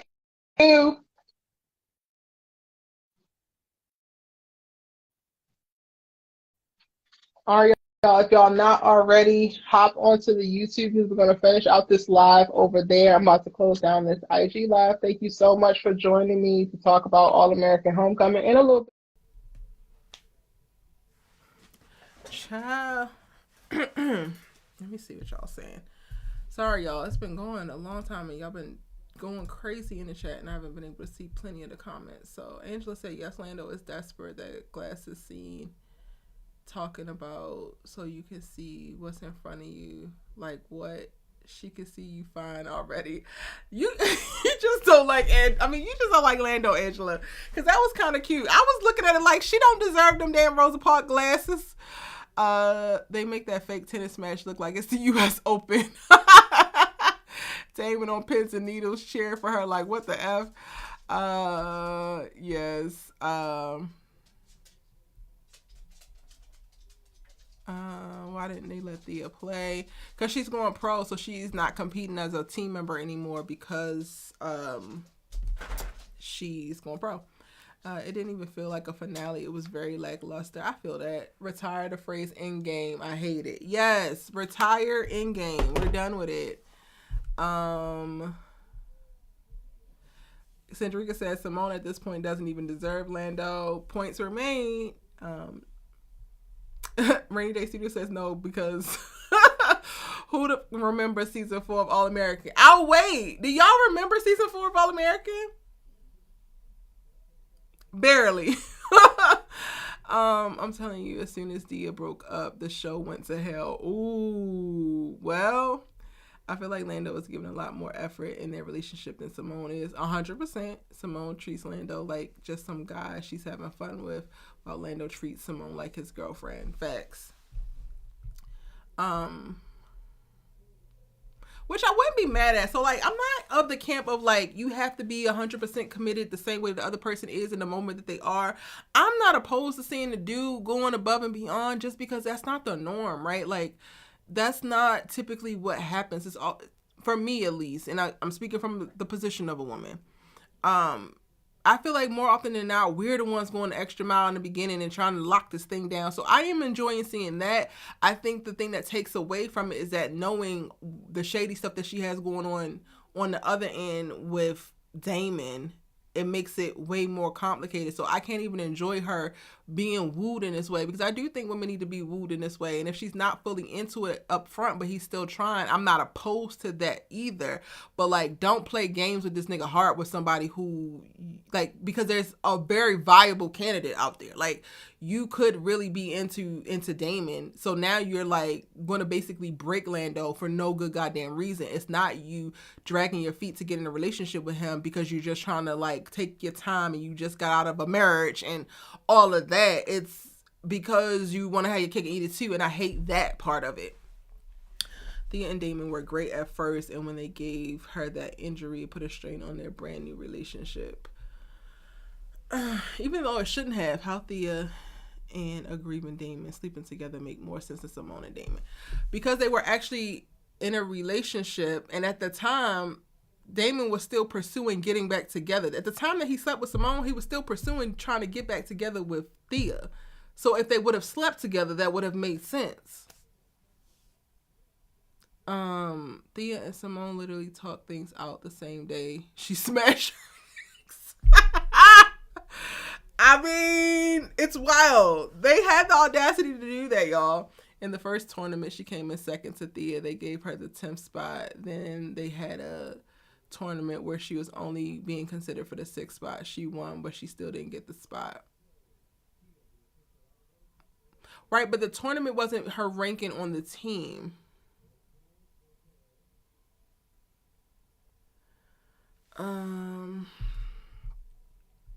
Also, y'all follow me on IG because I'm going to watch the All American episode and put my reactions on my IG stories. Can we see a Thea and Simone fight? I think that ship has sailed, honestly. Like, they made it seem like Thea is completely over this breakup. So they didn't even get to explore the whole story of, like, her first love not wanting her back and she made this mistake, and is she going to kick herself for forever because not forever, but like we think like, oh, this is gonna last forever, right? Like, they didn't even get into the nitty gritty of like, damn, I messed it up with him, he don't want me back, and what does that mean for her? Like, so much story was missed just so they can serve us this Damon and Simone whatever the hell this is so quick. Like, They could have saved this, honestly. They could have saved this to season 4. The pacing of the tail end of the season, I am not a fan.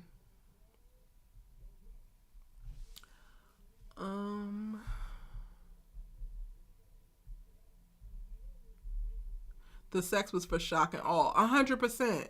It was 100% for shock and awe.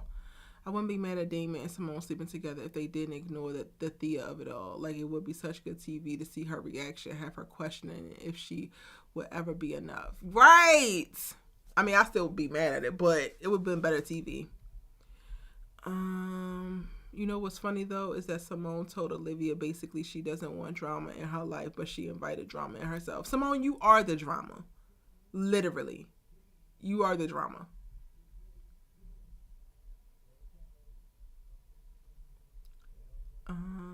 I can honestly care less about Amara Marcus and his wife's storyline at this point.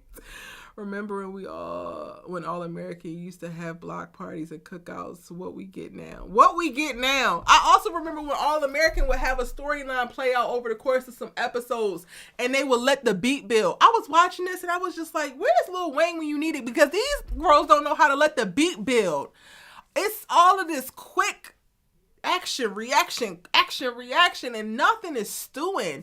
And y'all think this little funky ass flashback to the fact that they didn't just kiss, they actually went all the way is it, and it's not. It's really not. We don't even see the characters explore ATL. Like, can we see them go to Cascade or something? I'm not mad at that. I don't want them to leave campus, actually, because I feel like that's very true. Like, your whole life is pretty much on campus unless you have an off-campus job. So I think that's very true to the experience, and that's how it's supposed to be. Like, a lot of campuses has everything there for you so that you don't have to actually leave. And they can't go to Cascades because they film in LA, y'all. Like, y'all asking for a lot. I just want them to get the core interpersonal relationships together. Y'all don't have to give me no additional scenery, honestly. None at all. AA and HC have gone the way of Gossip Girl and Vampire Diaries. Gossip Girl, the original, was actually fire, though. That's the wild part about it. The revamp. Now, I never watched Vampire Diaries, so I can't say. Since Simone like drama so damn much, they may as well bring in Dane next season. I don't support that man at all, but since they want drama, have at it. Have Dane transfer to Brinkston since we want to do some If we just doing random for random sake, if we have wives coming out the woodwork, then where the baby daddies at? Angel says Damon was done pursuing Thea when he slept with Simone. It made sense for Simone and Damon because the desire was mutual. Damon didn't want Thea at that point.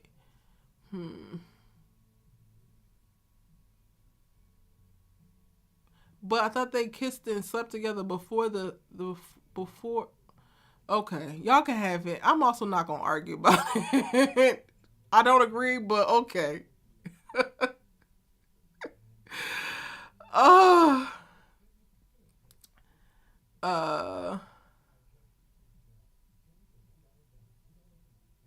Fearless Heart, I don't need to be in that writer's room for them to just tell me to shut the hell up and let it go. That's all they be telling me. I'll be in the writer's room. Erica, let it go. We're not going that direction. Erica, drop it. We've already made this decision. And I'm just going to be sitting there pouting the whole time. Like, that's it.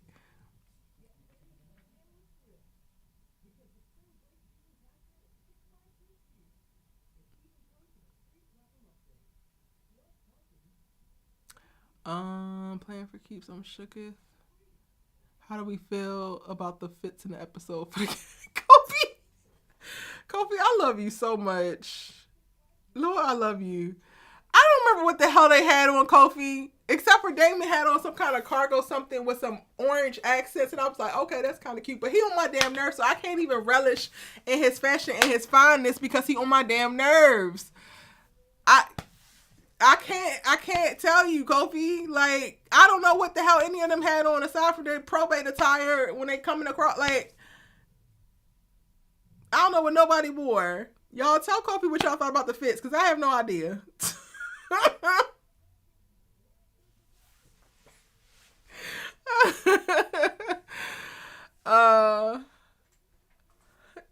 Us with our Kofi glasses on. I love it. I don't think they forgot it's Simone's show because they did things to show that Simone is the second best player in the team. They showed that Damon still wanted Simone. I mean, but I think Alyssa's point was cool in that you can be the number one on the call sheet, or you can have the show about you, but that doesn't mean that life like just magically works out for you. That doesn't happen. Like, do we all live in America? Well, not everybody who's watching this don't live in America, but the America that we living in, y'all seeing as ghetto as it is for me, it's not ghetto for y'all. It's just magically happening. Y'all are the main characters of y'all lives. And shit just coming together. Are people bending over backwards to just make sure everything goes smoothly for you and you are exalted as the greatest? Is that actually happening for you? Because it's damn sure not happening for me, and I'm working hard. But you tell me. Please tell me if it's happening for you and everything is easy as Sunday morning and your eggs ain't $82. Like, I would love to know. I think that's the biggest thing. It's like, it could be a show about Simone, but like, show her as a person, not as this random ass, all-knowing, seemingly perfect, unattainable person. Like, it's just weird. Honestly, it's just really, really weird.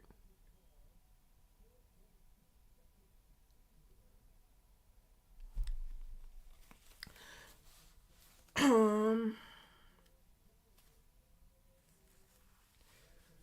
do you feel about that?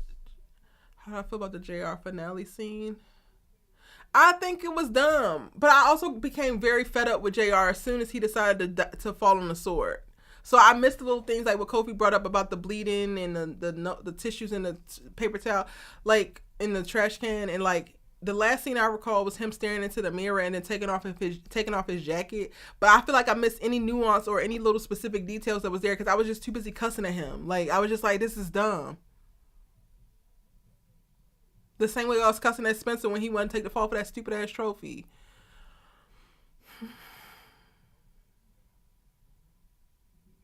If they're putting Simone and Damon together, I hope it's not another Spencer and Olivia situation / relationship because enough is enough. Well, babes, keep hope alive, but honey, the writing is on the wall, babes. What are we acting like Damon was not trying to get Thea back before he gets so... I'm not even having an argument, honestly, because I know that Damon was trying to get Thea back before they kissed. Like, I know. Like, 110%. I don't even have to go back and rewatch it. I know that that's what was happening. So, at this point, it's just agreeing to disagree and, like, respect people's positions and opinions. There's some people who really want to see Damon and Simone together, and that's cool. I just don't agree. I don't feel like it creates openness for the story to go further and expand. Like, and y'all, like, even if we just put it the most commonest terms, that's not a fucking word. Anyway, if we break it down to just like bare bones, like try to remove all the feelings from it, right? If Simone is the best tennis player, the best line sister, the best friend, the best girl, the best niece, the best student, what is the story that you tell of hers moving forward? We have signed on to watch characters or people be placed in circumstances and watch them overcome. If she don't have nothing to overcome, the story is over. Once Spencer makes it to the NFL, the story is over. You get what I'm saying? So while some of y'all are so hell-bent on like praising some of these choices and criticizing me maybe for criticizing the choices, go back to that. Aside from like how we feel about it, it leaves you no room, no more runway for your plane to take off in reference to the storytelling. It just doesn't. It doesn't leave you with a show to watch. Damon came in the best baseball player, but he was lacking elsewhere. He had arrogance. He you know, socially not necessarily awkward, but because of his arrogance, he wasn't able to navigate relationships as he should. We were able to just watch growth. Even towards the end of this, like, he's not perfect. Them trying to position Simone as perfect is a problem. Because one, she's actually not, and two, it leaves you nowhere to go. Where was Gabby? Keish, you know they just be dropping characters left and right, like they just don't exist no more for the however it's gonna serve their damn story. It's just like Simone was trying to keep things with Jordan, knowing that she liked Damon. Even that, like, wild to me. What Tyler Perry movie say? That man gonna lead you straight to hell. That's exactly what Simone is doing with Damon and Lanta. Damon forgot about Thea in 2 days, and the magic of Simone's for JJ made him ready to marry her. Thea has sailed, I guess. And I guess it took him having sex to completely forget about her, because he had not forgotten before then. Angela, if you want to ignore Damon trying to get back with, at this point, I'm watching to protect the jobs of the black actors. Can't lie, the story is gone. The show lost its luster. Kenny, and that's where I'm stuck. Honestly, it's y'all and my love of us, honestly, that got me here. Mainly y'all. It's like 70% y'all, and then my support of people on the show, people behind the show, and just wanting to support us.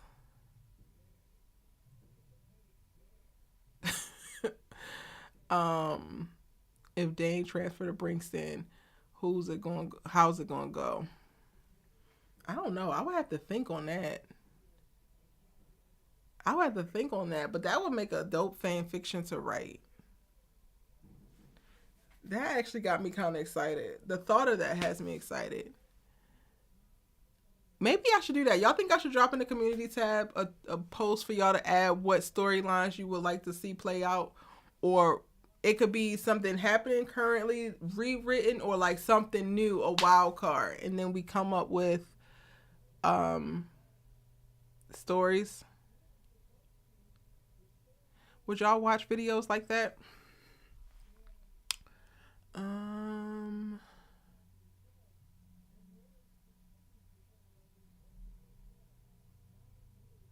Like what I don't get is how you comforting a grieving man leads to sex. She basically gave him empathy sex.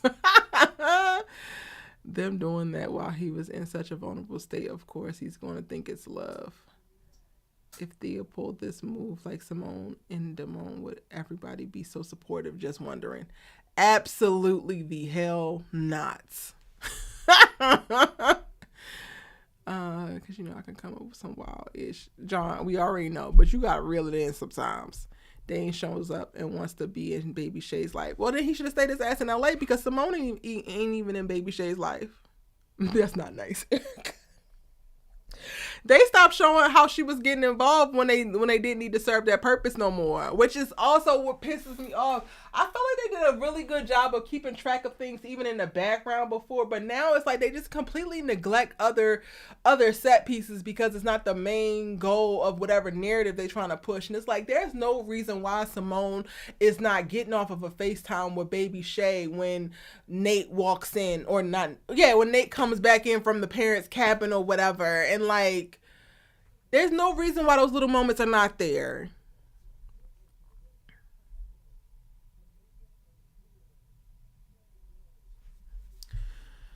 I don't think we're questioning Damon tries to get back with Thea. I remember, however, when Thea showed up before he went to Simone with the letter, he looked over it.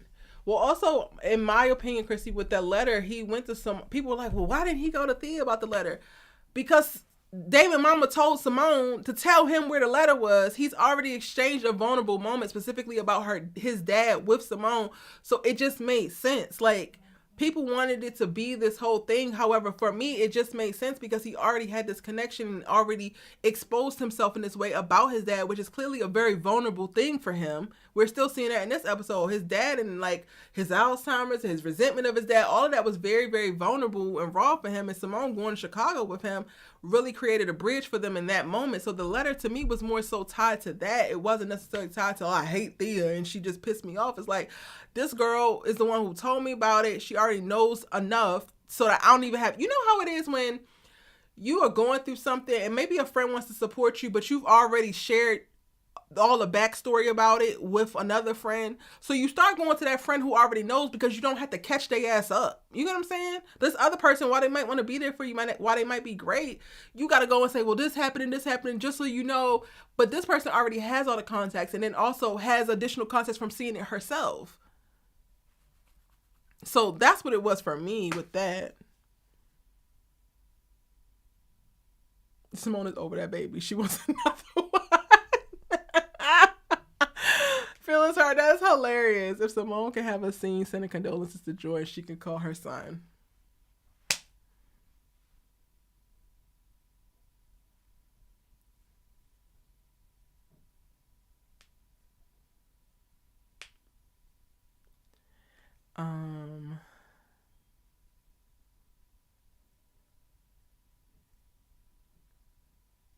I'm definitely off Homecoming completely at this point. Truthfully, the last 4 episodes of AA gave me a little hope that they're starting to get back on track. Still has flaws though.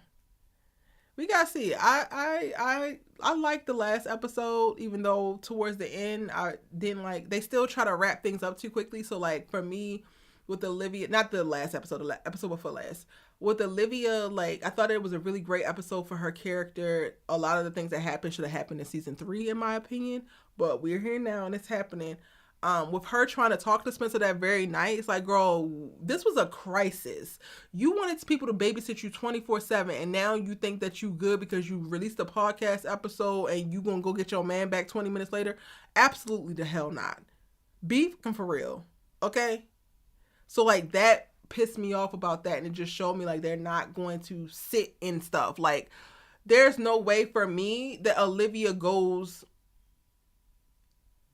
the next episode she's completely fine and everything back to normal after we just had to sit with you all night, sit with you all day because you're on edge and about to drink, and then the very next day, oh, everything is great, it's like it never even happened. I don't feel like that's realistic, and that's the part that like is still making me like, yeah, I can't buy in. Like y'all giving me good moments, but I can't actually buy back into y'all because y'all still let me know that at your core you not really committed to the story life for real. Like you just throwing some shit up against the wall and seeing what sticks.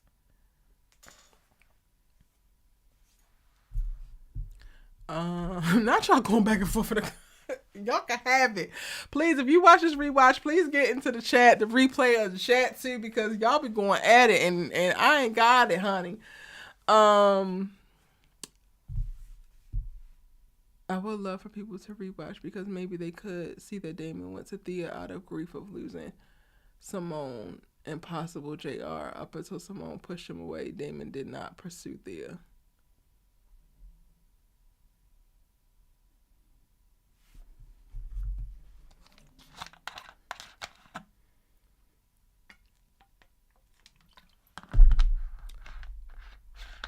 Okay, hope for me. Oh, the flake she had given Layla. Oh, flack she had given Layla. She needs to take it all back. Child, that ain't never happening. Not Billy's death being a guy in Forest, Lord. I know Sam dances, but when did Olivia start dancing? I gotta watch this episode because y'all have been reading her ass for film and I love it. You know, Olivia rushes into helping others to numb her pain, hence the whole everyone come help Spencer. But it also don't even numb your like. But then if that's the case, Keisha's also like, well, girl, your ass still hasn't learned anything. And how many things we gonna go down this? How many times we gonna go down this road with you? I want off, baby. Tariq needs me because Effie's a snake in the grass. So I can't be giving all my energy up in All American Universe because Tariq needs me. Kane needs me. Okay, I got bigger fish to fry.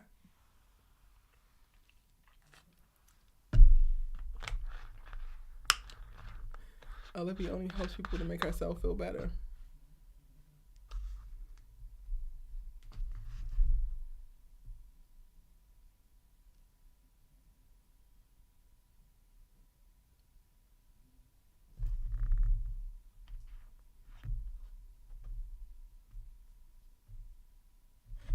Anything else we missed, y'all?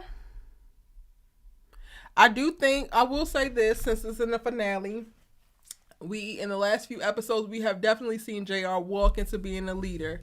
And now I can say he's a leader, even though I think he's making a stupid leadership decision. Now I will say, okay, he's a little baby leader. Y'all was mad 5 episodes back because Erica wasn't giving JR no credit. Now I'm giving JR credit, and I appreciate it. I appreciate that he's making decisions. He's confronting certain things. He's standing 10 toes down, and Gabby ass ain't have to tell him to do it. I appreciate that. I'm riding with him for that. Can AAHC be fixed for us? I don't know. I don't want to answer that here. Maybe I should make a video about if I feel like it can be fixed. I was defending Simone down when it came to her and Layla, but she definitely was trying to be friends with Thea, and now she slept with the ex. Yeah.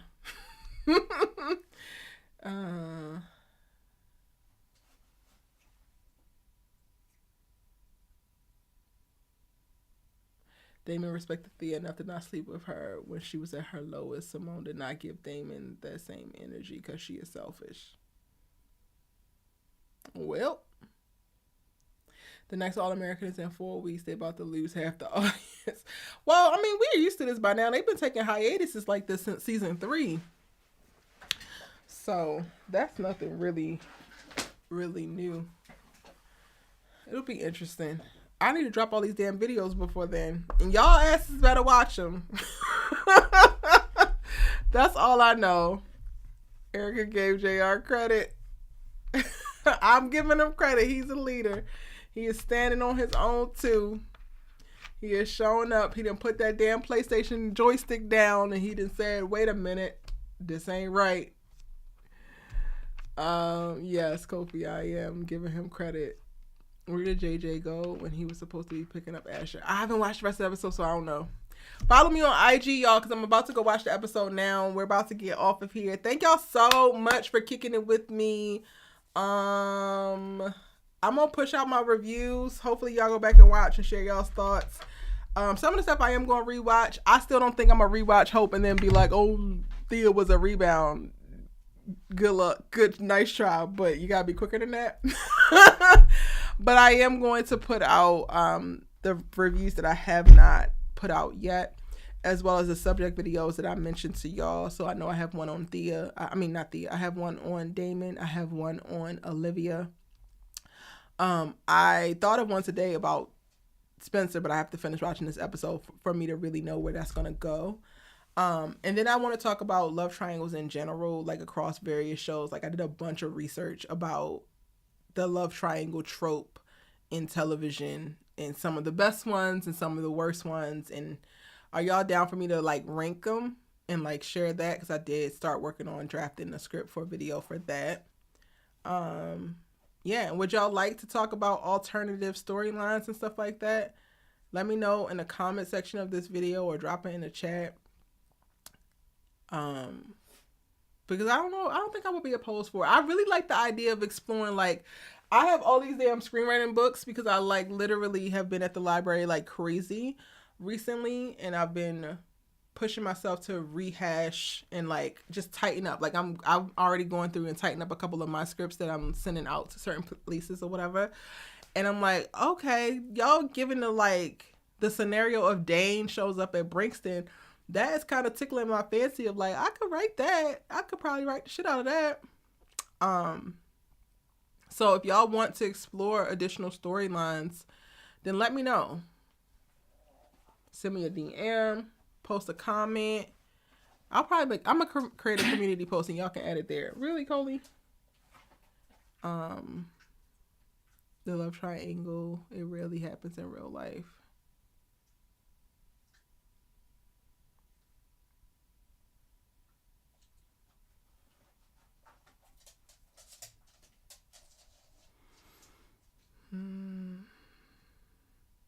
Of course, Dominic. Thank you so much for supporting the way that you do. All right, y'all. It's been real. Give this video a like.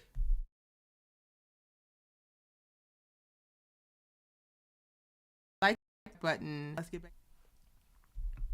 Quick reminder to hit that like button, comment down below, and be sure to subscribe to the channel if you haven't already. And I'll see you in the next one.